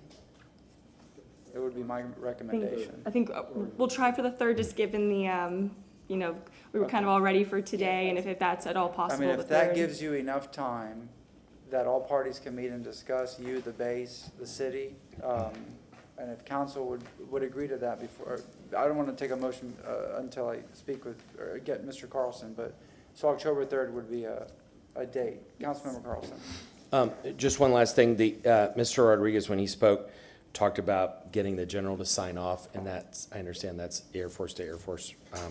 But I wonder, not to answer now, but I wonder through this process, can you find, is there any way we can get approval for any or part of, all or part of this from the Department of Defense? For example, the part that we can control, which is 2/3 of what's in this flight line, is the park. And so if we just put, as Mr. Rodriguez said, if we just put a path through there, and it's passed through, it seems like they would not object to it at the very least. So is there any way is there any mechanism within Department of Defense where or the Air Force where they might say, okay, we approve this in these parameters, and then we only have the one part of the smaller part of the parking lot to deal with, but at least if we could work out something for the park, that would get us most of the way toward getting some kind of approval. Ma'am? That's something that we will definitely talk with them about kind of during this time, and definitely continue those conversations. So the motion would be to continue item 61 with 47 to October 3rd at 10:30. So moved. Time certain. Time certain, 10:30. You get public comment just on the continuance? Well, it depends. You did not open it for public comment, but with all these issues, you want it to be continued and take a public comment at that time? Or do you want to hear any public comment today because there is somebody who wishes to speak? I would say only on the continuance itself. Only on the continuance? Ms. Pointer, would you like to speak on the continuance only? Yes, ma'am. Please state your name. Okay, as far as the continuance, let's put, my name's Stephanie Pointer, let's put this in perspective. Once again, I will remind you that when the neighborhoods were notified, we got this nondescript letter. And honestly, everybody here today, the developer, land development department, the base, they're all frustrated. You know why? Because there was no good neighbor notice sent. Tony's standing here today. I didn't even know Tony was coming today. I had no idea that they had an objection. And you know what? To be honest with you, I'm kind of Switzerland on this, because if the city backs up on it, then we'll get Whit Reamer in there and have him plant a whole bunch of freaking trees on that lot because he says he can't find any place to build them. I don't have a problem with this plan, but I will point out to you that in the 5 years I've been coming here, this is the first time I've seen McDill come and say, I don't think this is a good idea. So keep that in mind. But we would not be having this problem today if the legal department wasn't required to send public notice when they get into bed with developers. And I'm not being negative about it. I'm just telling you that this is the second time in 6 months. And if we continue it, we continue it. I don't have a problem with the continuance, but I do have a problem with the lack of notification of the neighborhoods. And you guys asked them to meet with us last time, and they did it. They did what they were asked to do. The developers have done that. The land use department has done what they were supposed to do. The only problem with this is the development agreement process is flawed because the city legal department is allowed to go and make deals and not tell anybody about it and don't have to turn it into the clerk's office until 8 days before the public hearing. That's crap, and you and I and all the American people know it. Thank you. Thank you very much. We have a motion, and is there anybody else that wishes to speak on the continuance? Mr. Shelby? And just again, just for the record, if you could just announce the date. So it would be a motion to continue 61 with 47 to October 3rd, 10:30 a.m. public hearing, because And the that's what we have now. Location? Location 315 East Kennedy Boulevard, 3rd floor, Tampa, Florida, 33602, United States, Earth. And as Yes. part of the motion, it was for a time certain, with the understanding that you will stop where you are to be able to take up that item at 10:30. Is that correct? Yes. Maker of the motion? Is that good with you? I'm looking at that. We have Police Officer of the Month, ATU, public comment, SBA. We're going to have to do a hard stop at 10:30 for this item. We have a motion. Do we have a second? Second from Councilman Vieira. All in favor? Aye. Any opposed? Nay. Motion carried with Henderson and Clendenin voting no. Thank you very much. We will see you on October 3rd, right here at 10:30 a.m. It is a time certain. Yes, ma'am, Ms. Johns. That included item 47. That did include item 47? Yes, ma'am. It was stated for 61 and 47 in the motion. All right. Thank you very much. We now go to item number 62.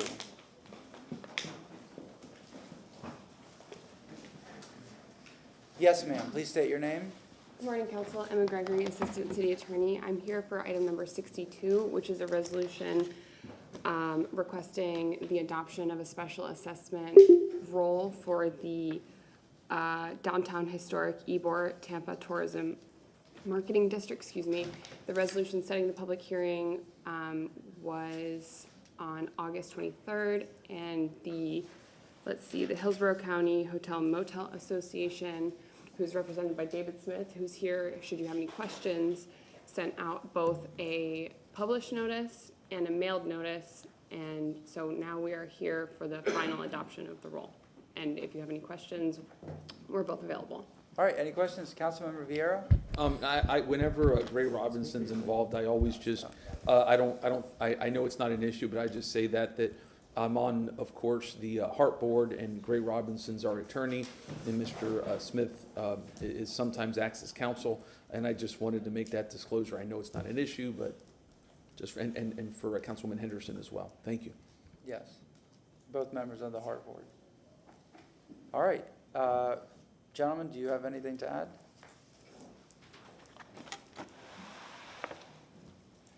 Good morning, David Smith, 101 East Kennedy. Basically, we're just here if you had any questions. This is something you passed before. It would not be before you today if it weren't that we added properties. And these properties had to receive notice. It's a voluntary group. They formed together to improve this whole process, and there was no real opposition to it. But if you have any questions, we're happy to answer them. Any questions? No? Mr. Morrison, anything? If not, I'll go to public comment. Nothing. Thank you, sir. Is there anybody in the public that wishes to speak on 62?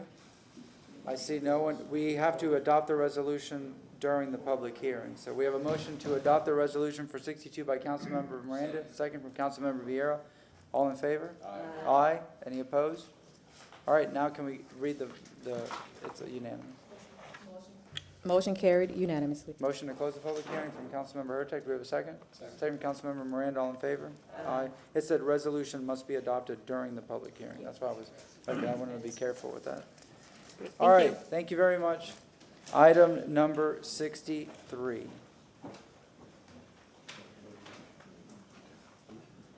This is an alley vacating. Ross Sammons, Development for Nation, presenting file number VAC 24-04. The applicant is Antonio Gomez. The property address is 208 East Virginia Avenue. Proposed vacating request is vacate the alleyway located north of Virginia Avenue, south of Selma Avenue, east of Florida Avenue, and west of Suwannee Avenue. This application was filed February 6, 2024. The applicant's reason for the application is trash dumping. The right-of-way was created by subdivision plat. The existing right-of-way is approximately 3,206 square feet. Here's the proposed vacating request in yellow and the property in red. You'll notice this is a T-shaped alley in the block. From Selma to Virginia, there's a north and south alley that is still currently open. There's a plat of goods addition to Tampa where the alleyway was created. I see Again- Buffalo Avenue there on the map, Mm-hmm. back in the day. Here's the image That's of right. the applicant's property at 208 East Virginia Avenue. 87, 89. Here's an image of the approximate location of the alley looking east from the north and south section of the alleyway. This is looking west from Sewanee Avenue.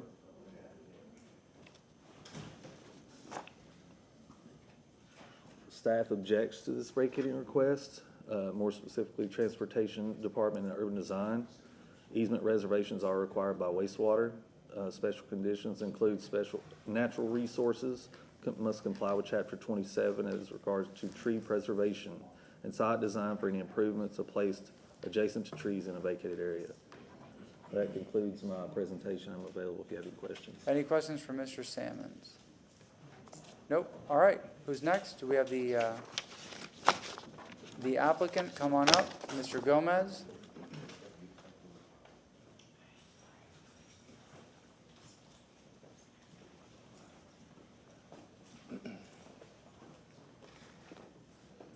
Yes, sir. Please state your name. Good morning. I'm the applicant, Alcidio Correa, on behalf of my uncle Antonio Gomes. Yes, sir. So basically, we're just here to request the vacating of the alleyway behind the house. The reason is a lot of homelessness back there and trash pile up. And if you look at the alleyway, there's really no way to get in from the Florida Ave side of things. There's a building there. And on the east side, there's a utility pole. And I believe the alleyway is 10 feet. So we believe if we vacate it and give 5 feet, obviously, to ourselves and 5 feet to our neighbors, that will basically reduce the amount of people that are back there and the amount of trash that piles up. I believe the next block over to the east, the 300 block, had the same issue some time ago. And there, they were able to vacate theirs and kind of get rid of the issue that they were having. So that's the reason we're here. I have, Tony, you want to talk? And I also have one of the neighbors here, Matthew Jordan. Hey, good morning. Matthew Jordan, landowner of the west side of the alley. Definitely supportive of the request and trying to further emphasize that though the land use, sorry. You're technically, let's start over because you're part of public comment, not, you're not the applicant. Correct. So, do you have anything more to add? Then we'll go to him. Oh, I'm separately. sorry. Yeah. Do you guys want to say anything? We just want to keep our grandkids safe. Yeah, they just, he just added, you know, he's got grandkids that obviously like to play in the backyard, and sometimes it's best that they stay in the house because there's people hanging out back there, and, you know, it's not ideal for the grandkids, basically. It's private property, and we cannot tell them to leave. Yeah, and it belongs to the city of Tampa, so I guess legally we can't tell them to leave. But I think that's all we got. Sorry Okay. about that. No problem. We just have to follow the process. So, No problem. all right, come on up, sir. Thank you very much. Thank you. Now we go to public comment. Yes, Uh, sir. Please state your name. You don't have to stand here. You're okay. My name is Matthew Jordan. Here to try to emphasize as well their request or the application to vacate the alleyway. I know the land use committee denied or suggested that you guys deny the request, but I just would encourage someone maybe to go out and take a look at the alley. Pictures were provided, but it's quite clear that there's no public benefit at all in the way that it stands. One side of the alley is completely blocked. There's a structure from a landowner that's not present today that is also blocking the entire width of the alley. Like he mentioned, the adjacent alleyway with the cluster of houses next to ours is already vacated. Definitely want to encourage public benefit of the alleyway, but when it comes to the owners that are on both sides of it, there's no benefit being had as far as having right-of-way access to vehicles. In addition, with the interest of the landowners wanting to leverage or maximize the benefit of their land, setbacks are an issue, especially within the city limits where we are looking at trying to invest further in inner city housing. ADUs and the regulations around those were just recently updated. We are looking to try to benefit the property lines that we own, and the alleyway that's in place there is requiring us to kind of have that additional buffer of the setback. I think it's 3 feet today from the property line. The main reason we're looking at trying to vacate the alleyway is so that the owners that are surrounding the unusable ends of it can actually benefit or take use of that space so that we can put an ADU, let's say, on the property line and still have that kind of 3-foot setback. What we're looking to propose is kind of mutual ownership of that land as far as both sides of the alley. So the neighbor on the other side, meaning they would have access as well to improve if they want that 3 feet. Sorry, what, Ms. Lynn, question? No. Yeah, so the idea is really not to assume the land of the alleyway from a private perspective, like from the landowners, but we want to be able to maximize the use of the land that we already own, so the setbacks is a big issue.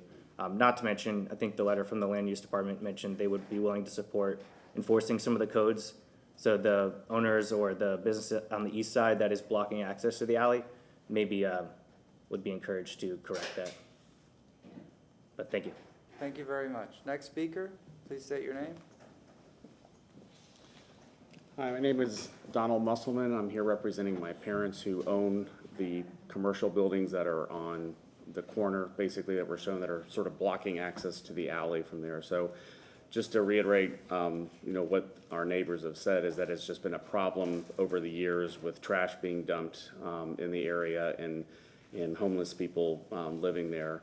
And I really have not seen any access. I don't believe there's anything going down that alley. We do have a sewer going through the alley that's north-south, that's between the two buildings. So just want to here to state support for closing the alley. Thank you very much. All right. Anybody else? Councilmember Clendenin, you had your mic on? Motion to close. Oh, okay. Is there any rebuttal? Anything else? No? If not, we'll get a motion to close from Councilmember Clendenin. We have a second from Councilmember, wait, Mr. Sammons. I apologize. Ross Sammons, Developer Nation. I did want to say that I think Jonathan Scott is online for transportation. If he wants to speak to his objection, he should be available. Jonathan Scott, is there anything you wish to add at this time?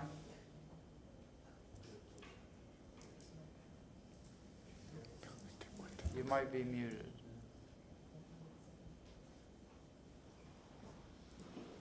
There we go. Hello, Jonathan Scott, with the Mobility Department. Our objections were that there's a newly created overlay in the Tampa Heights, which encourages the use of alleys. That was the main reason for our objection. And I believe there's city utilities in the alley too. There's like a wastewater line. I think they're requesting an easement. And then urban design, I think, had the same objection that mobility has. Just take that into account. These are issues, and then the vacating of the alley will create, new property lines and so forth. And sometimes it can be trickier with the new overlay and all that. It's going to be tougher you can't access, through the alley anymore. Just keep that in perspective. That's all I wanted to add. Thank you very much. Motion closed. We have motion closed from Councilman Clendenin. Do we have a second? Second. Councilman Miranda, all in favor? Aye. Any opposed? Councilmember Clendenin, you had your hand up. Yeah, absolutely. I just want to talk to it. I hear the property owners and I get their interest in this. However, when we make these land use decisions, it's not about, we're all on this earth for just a period of time and then we're dust, and the city lives on. And these land uses and how we develop the city of Tampa is kind of hopefully in perpetuity. Once we give up our alleys, they're gone forever. As you heard from our staff, we have adopted an overlay district for this area for how we're going to develop for the future land use of the Tampa Heights area. And that alleys are very much an integral part of that. So while I definitely appreciate that, and I think we definitely have to make sure that we as a city are enforcing our rules as far as if you've had trash issues, but that's not necessarily germane to the issue of vacation. But and also the fact that there may be issues with one property owner have created an obstacle. That's a problem too. We need to resolve. But again, this is an overlay district. It's about the future land use. It's about how the city's going to develop and how it's going to look over the next, 25, 50, 100 years. And so that's what we have to be looking at, at strongly. So unfortunately, I'll be voting against the vacation, but I just wanted to explain why. Councilmember Hurtak, then Miranda.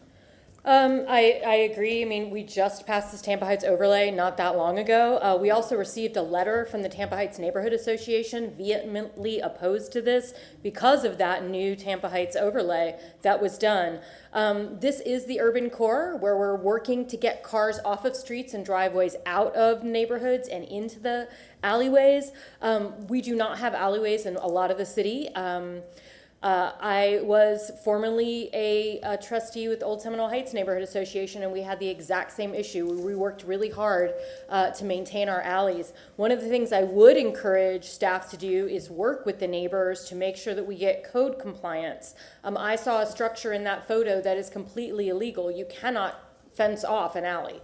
That is just simply not acceptable, and I'm surprised and hopefully they actually turned that in when they took those photos. But I'm happy to make a motion when Mr. Miranda is finished. Yeah, Councilman Miranda. I'm fine. All right, we've already closed the hearing. So yes, I make a motion to deny the VAC 24-04 for an application by Antonio Gomez requesting to vacate the east-west alley on a block 4 lying north of East Virginia Street, east of North Florida Avenue, south of East Selma Avenue, and west of North Swanee Avenue, mainly because alleys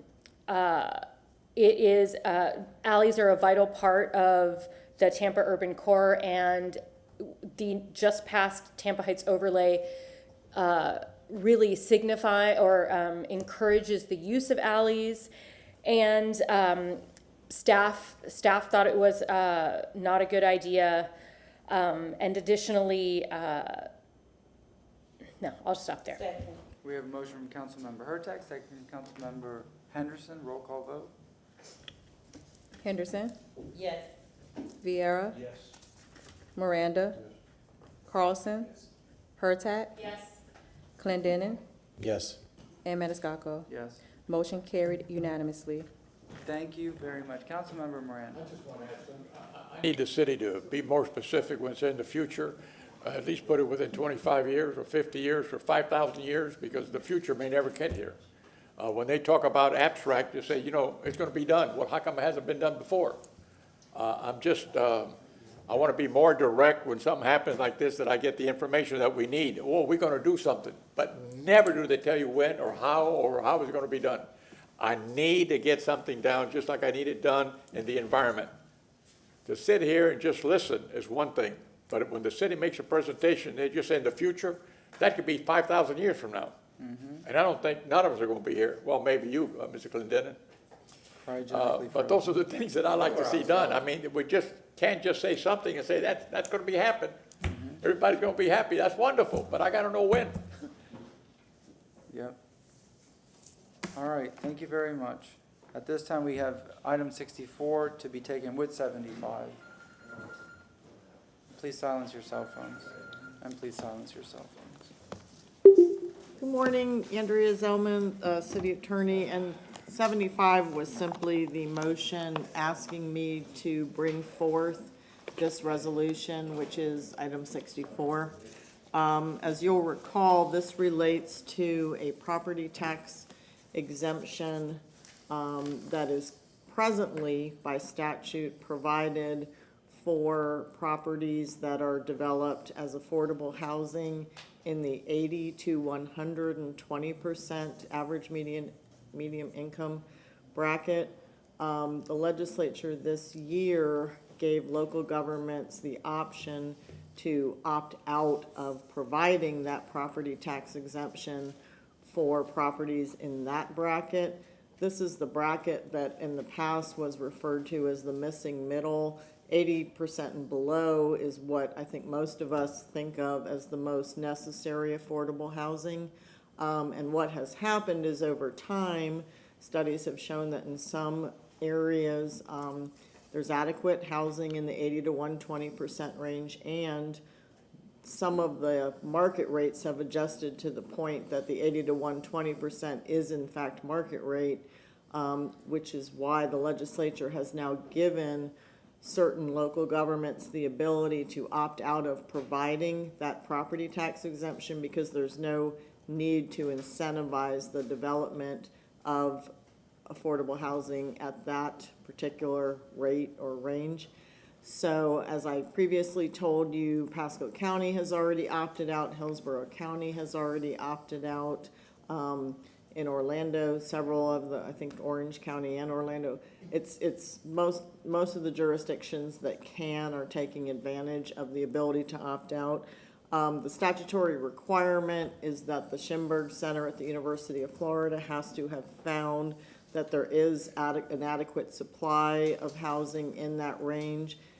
Hillsborough County, in which Tampa is located, is identified by the Schimberg Center as having adequate housing in that range. So for all these reasons, I've prepared the resolution, which if you want to go forward today, it just has to be adopted by a 2/3 majority of council. And again, what it means is that the city will not provide a property tax exemption of 75% for properties that are developed in that 80 to 120% AMI range. Councilmember. Thank you. I just want to say thank you so much for your work on this. I just truly appreciate it. We have got to incentivize housing in the areas that we really need it. And so I appreciate the legislature allowing us to do this opt-out, and thank you so much for your work on getting this done. Councilmember Miranda. I just want to echo the same thing Ms. Hurtak said. Appreciate very much of your hard work and continuation to do the same things that we need to make the city a little bit better, and just certainly go over and not help anybody up, because the ones that need it, there's not enough housing for them. Yes, Councilmember Clendenin. So I'd like to move the resolution. Wait, we need public comment. Is there anybody in the public that wishes to speak on this item? And for the record, Ms. Pointer, who's coming up, was the first person to bring to our attention the fact that the market rates and the 80 to 120 were starting to overlap, so. Thank you very much. Please state your name. Thank you, Andrea. My name's Stephanie Pointer, and I think this is a great idea. The numbers show that we need the lower income housing, and please remember that we should not be doing low income housing in the evacuation zone A, because we're putting those folks at risk.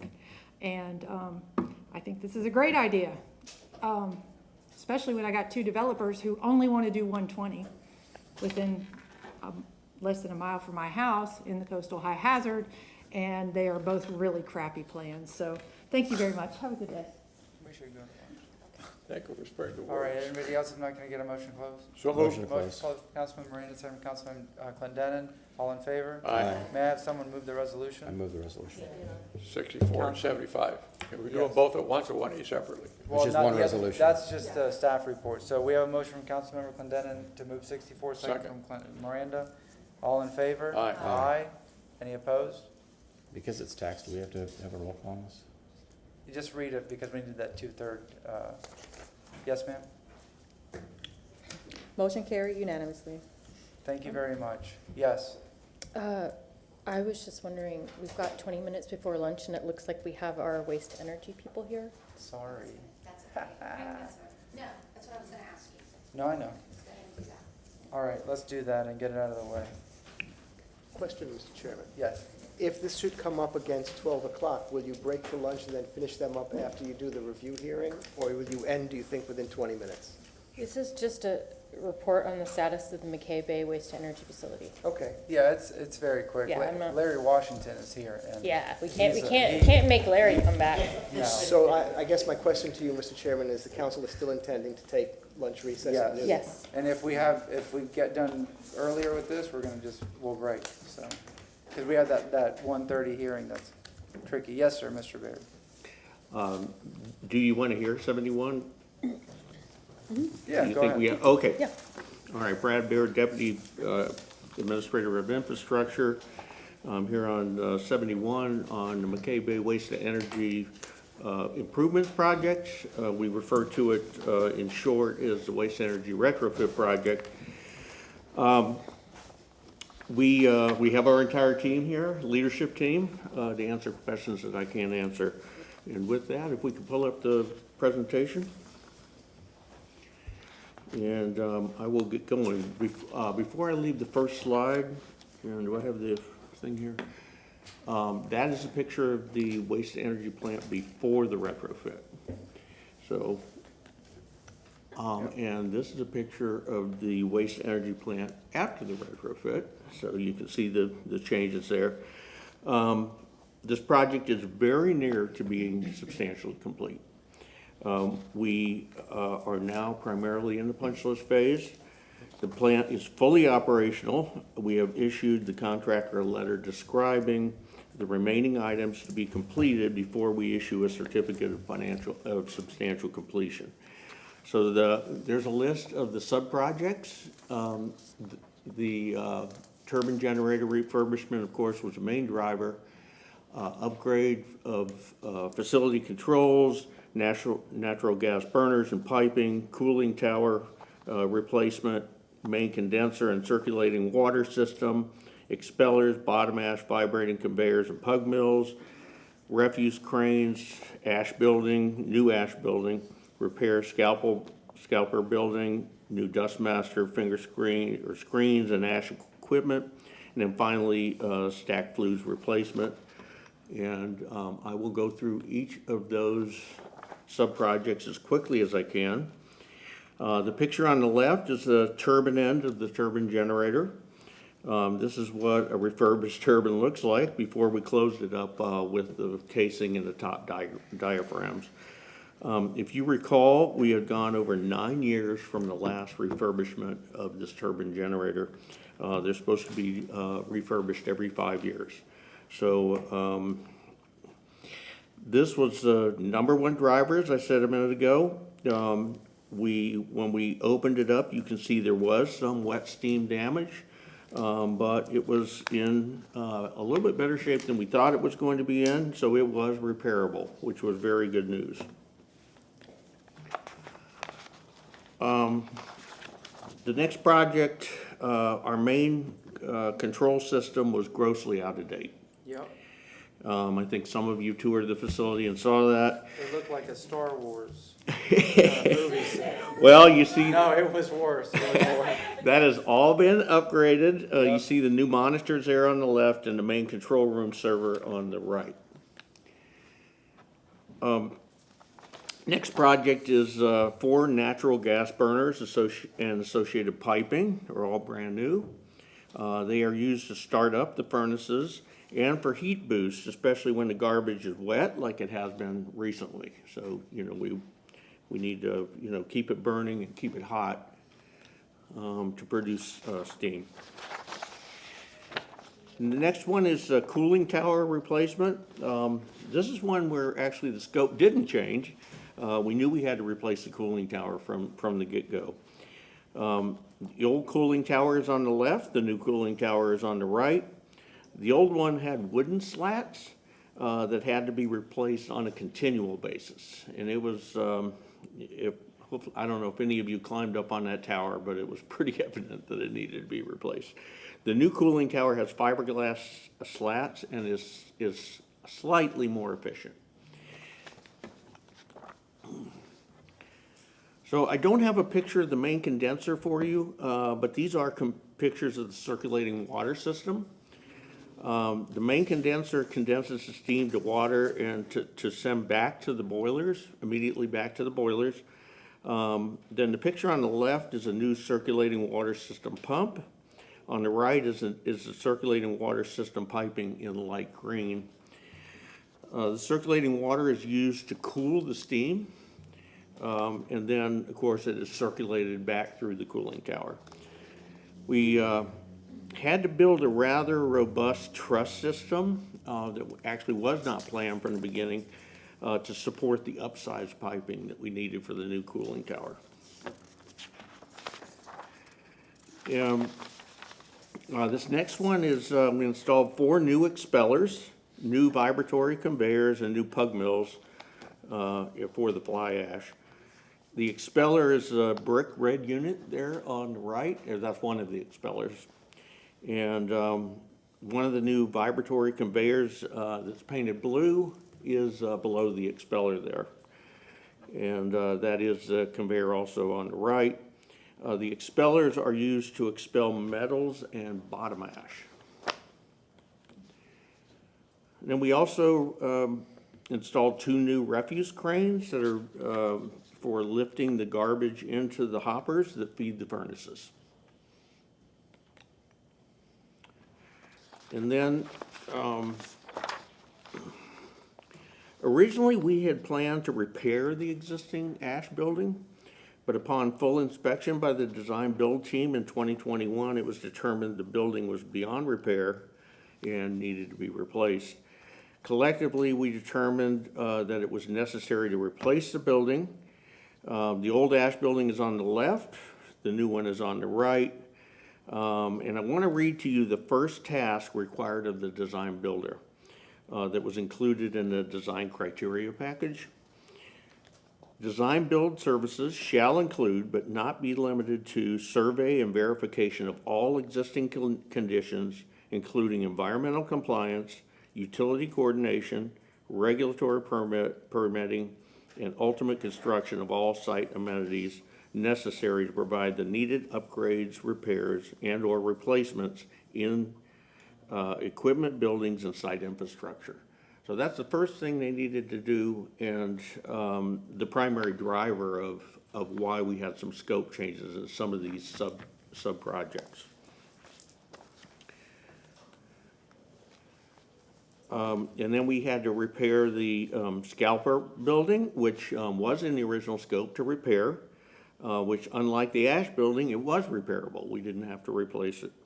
It had some significant structural repairs, but we were able to do that.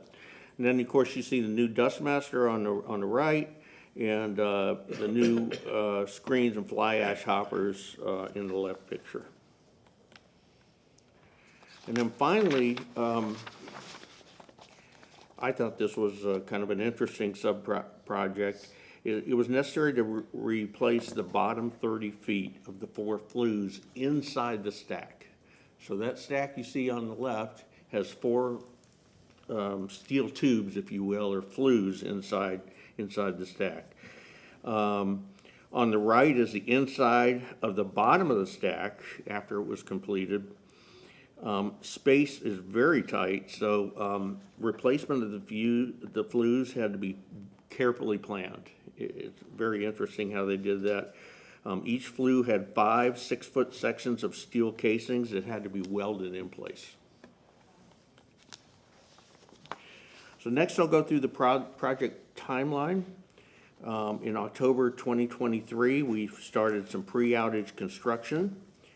And then in late January, we started waste diversions to try to empty the pit so we could get it ready to install the cranes.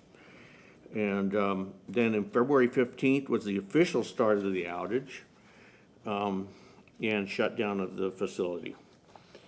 Then you might recall in our last briefing, we talked about we were going to reduce the early morning and late evening scale house hours to improve logistics.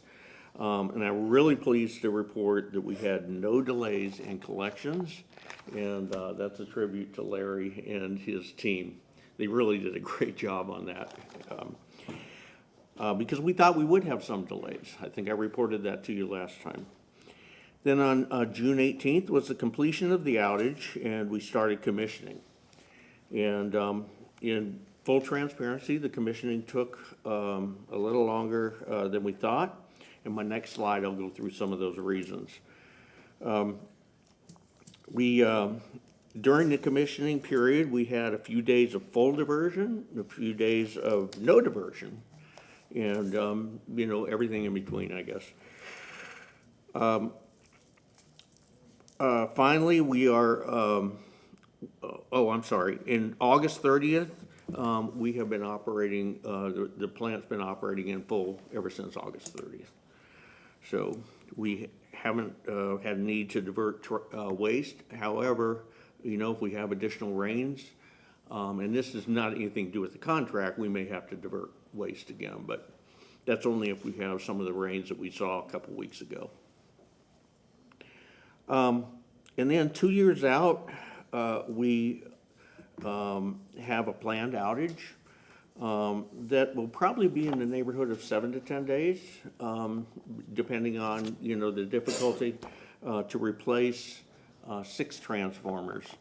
And that's the main transformer, the auxiliary transformer, and 4 480-volt transformers.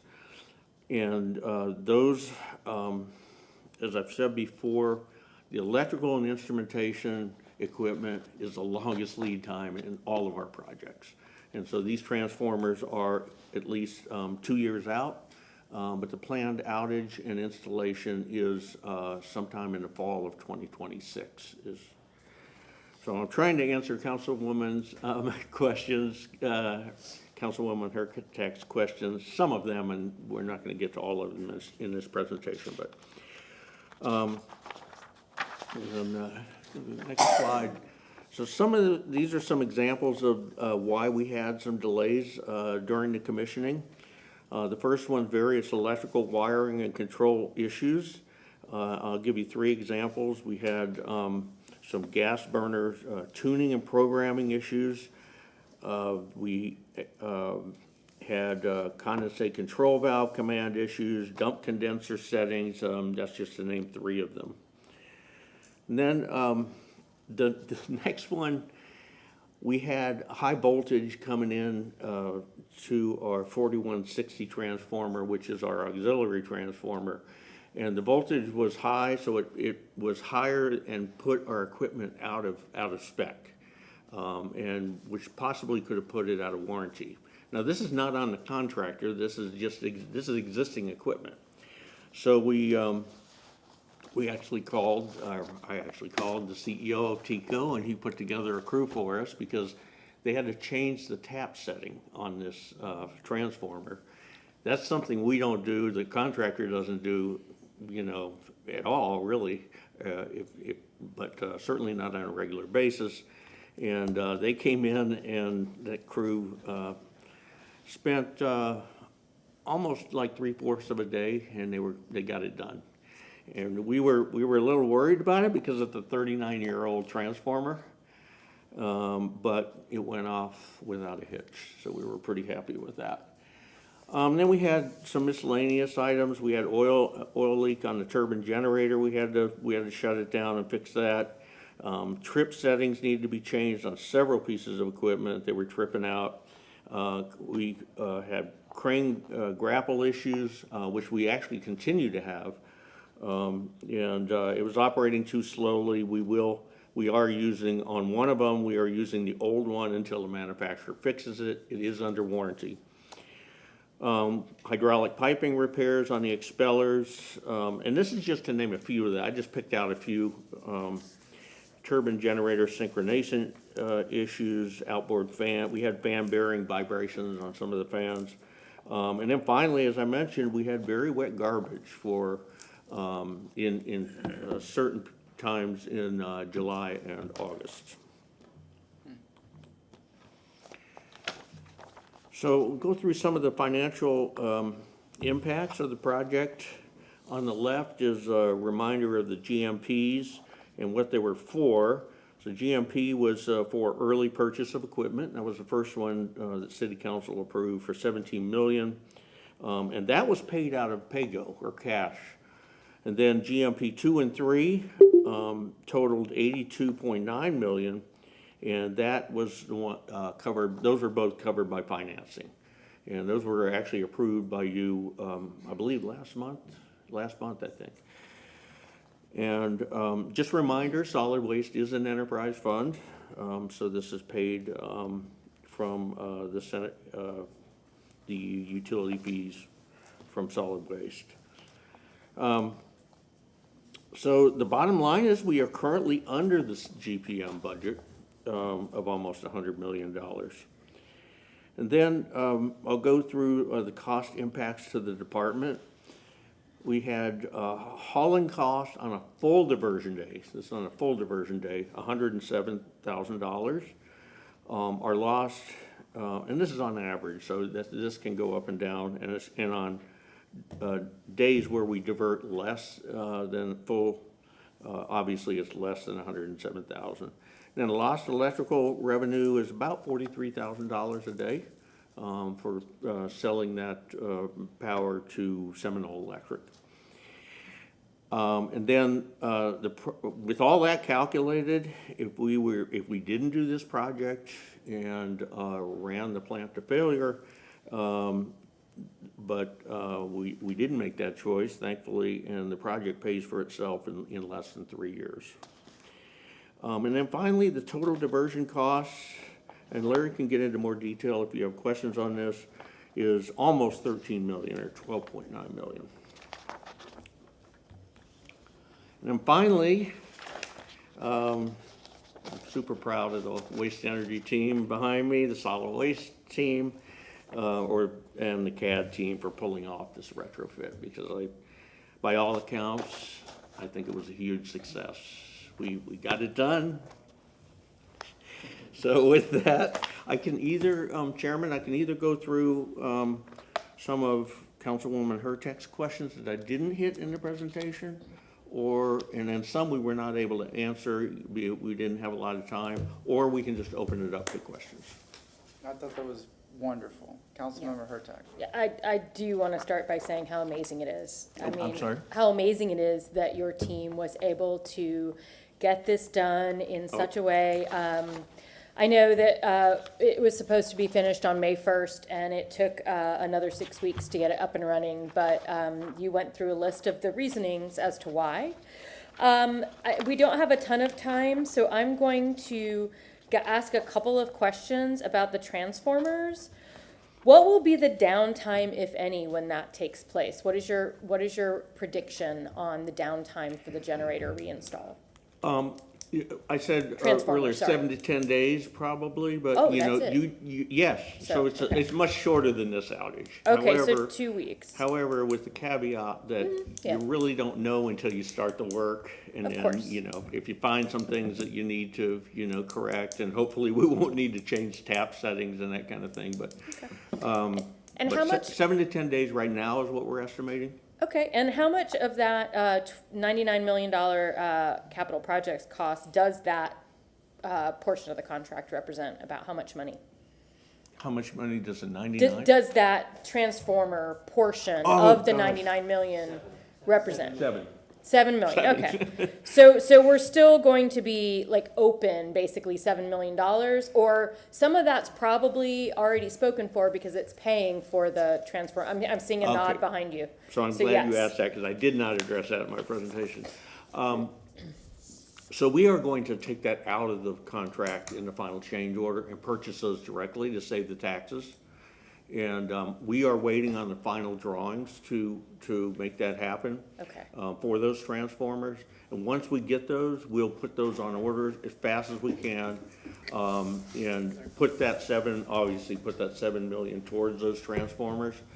The costs have gone up, so some of the savings that we had with diversion, I suspect will add to the $7 million to purchase all 6 of them.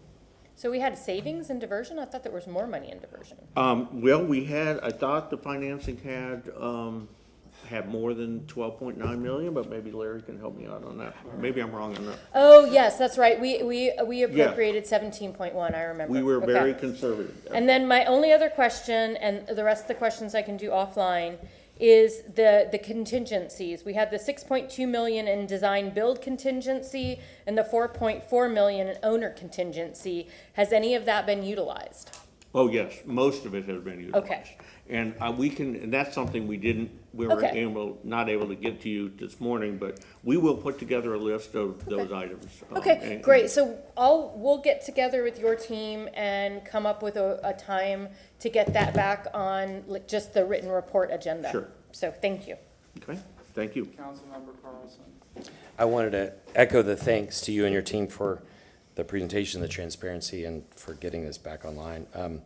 Well, I have three hopefully quick questions. How does this total price compare to what you all, or what the city, not everybody here was involved in the decision originally, but when the city decided to take this over 5-6 years ago, what was the original estimate, and how does that compare to what we've actually spent? So the RFQ had 15 million in it. And obviously this is, if we had the executive order in place, right, this would have triggered that executive order. But in this case, thankfully, we did not, because we didn't have another option. But as I went through there, I think I highlighted a few of the major changes, such as the ash building. But when, Brad, sorry to interrupt, but when the city did their due diligence in the beginning to estimate what would it cost to fully renovate it, as the city took it over, what was the total at that time? Was it only 15 million? It was only 15 million when we put out the RFQ. Now, two things. One, scope changed on several of those sub-projects. And two, as you know, we went through the COVID era where the construction prices in some cases, especially electrical and instrumentation, tripled. So the second question is, you mentioned that it wasn't a choice to let this run and crash or fall apart, which absolutely is true. That's not an option anybody would have looked at. The real alternative would have been maybe 5-6 years ago to get bids from a private contractor, either the one that was running it before or somebody else. Do you know if the city did that at that time? And if they did, how does that cost compare? If we look at this over the long run, I'm just trying to figure out, did we save money by doing this ourselves, or are we in the same place or worse off than if a private sector had run it? Excellent, excellent question. We did not do that. However, 5 or 6 years ago, we did a full alternative study of all the, and I can provide that to City Council, of the options we had. And one of the options was diverting. One of the options was to go to a different vendor. The other big one out there is Covanta. And then there's Wheelabrator, of course. Another one was to renegotiate the contract with Wheelabrator. But the most cost-effective option was to take it over. And we showed a $5 million savings per year as compared to the Wheelabrator contract. And the idea was to take that $5 million and invest it in the facility. And so now but your original estimate was to spend 15 million renovating, and now we're up to 99 million or something. Right. So that 5 million savings, even over 30 years, won't add up to the difference. Is that right? Well, over 30 years, it would. Right. My math. Okay. Yeah. Over 30 years, maybe. So you would not break even compared to the private sector until 20 years or something. 20 like years. Yeah. Yes, sir. Okay, and then, if you could send that alternatives analysis to us by email, that would be fantastic. Okay. I don't know if it's possible to publish it as well on the agenda item. But last question, you talked about some of the remaining expenses. Are there any big chunks remaining Not in the big, next 5 no. years, like any 10, 20, $30 million projects left? No, we have, and I brought the letter we sent to the contractor. The remaining items are things like spare parts, turning over the spare parts to us. Of course, completing the punch list. Let's see, some of the work items we have. But you don't have to replace any big parts still in the next 5 years? No, sir, not except for the transformers. Yeah, that's already in the budget? Yes. Okay. All right, thank you. Councilman Miranda. No, I'm fine. Councilmember Condon. I toured the plant, I'm sure most of us did, if not all of us. Yep. And what I saw there was something that was running, I don't know how. Yep. It had holes everywhere. The cranes didn't work too well. The furnace, one was down, one was up, the other one was thinking, I'm gonna quit.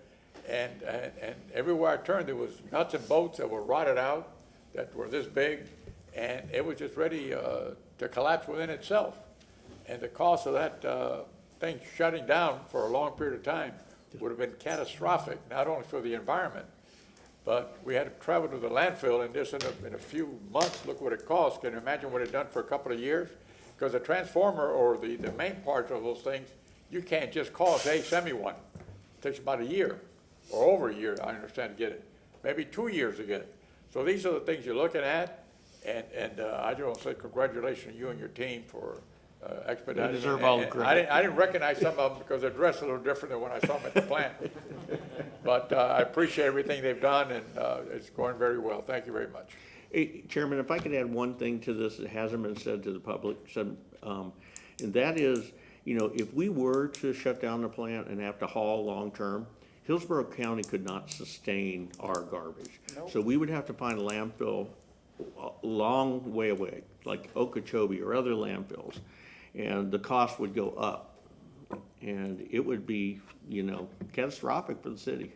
Exactly. Councilmember Clendenin. Yeah, I guess that's a good segue, and what I was gonna say is that, one, I don't know how you guys sleep at night.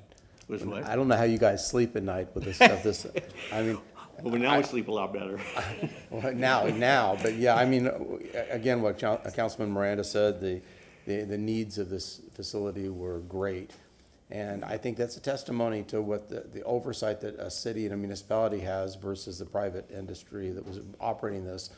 We go in, we recognize that this plant was woefully neglected, and the basic maintenance and upkeep that should have been done was not being done. And so we took it over, and we recognized that, and we've rectified the situation on behalf of the citizens of Tampa. So congratulations on that. I do have one question though. So I understand Hillsborough County they're developing another waste energy plant. Is that correct? They have a waste energy plant. Chris, Are they building something new? You know, Chris worked at it, so I don't know if I think they're planning a smaller retrofit. Is that right, Chris, or not? As of right now, there's nothing on the table. Okay. Well, because my question is, obviously, I'm just worried about redundancy. And, you know, again, and the critical, you know, we've become dependent upon this, as you've highlighted, because of the problem with hauling and landfill issues. So, and I know, you know, these things take 20 years to start develop. We need to start developing the expansion and creation of something for this one, replacement of this one. Ms. Hartek's going to have something to say on that. So I wonder, is there a way of working with the county for redundancy, so that if they're going to expand or build, that we can work on a cooperative agreement as we're working back and forth, so that we have that capability in the future, so 20 years from now we don't get in the same situation? We can certainly have those discussions and see if that's a possibility. I do want to point out that the waste energy site, as configured, you know, talking about the site proper, is very tight, as you've seen. So an expansion would be, you know, to use the property we bought across the street. I would say we bought that property though, right, for that purpose? Yes, we did, and that was part of the financing, by the way. And that's why the financing number was different than the $99 million number. But you're talking about really building a separate plant across the street, which is not typically cost effective. So we're kind of limited on the expansion, but we will start talking to the county, see if there's some options there. Okay, thank you. Councilmember Hurtak. I just have to say, you don't have to expand if you start throwing away less garbage. Just gonna leave it at that. Recycle. 12:08 p.m. Councilmember Carlson. Claus is real. Yeah, just one quick comment. If you included the price of land that for expansion in the 99 million, I think it's fair to take that out, because that's not, if we're comparing to what it would have been to have the private sector run it, then that's a future project that's not apples and apples. But I think we should continue to go back and compare to what we thought the private sector would have charged. It sounds like this time in the mid to long term we would be ahead, but I think we need to make sure we're comparing apples to apples. Yeah, the land, just for clarification, was not in the 99 million. Yeah, that was just the construction, design, and pre-purchase of equipment. Thank you very much. That was a wonderful presentation. Thank you. Good job, guys. Appreciate it. Thank you. Recess until 1:30. Thank you, Mr. Chairman.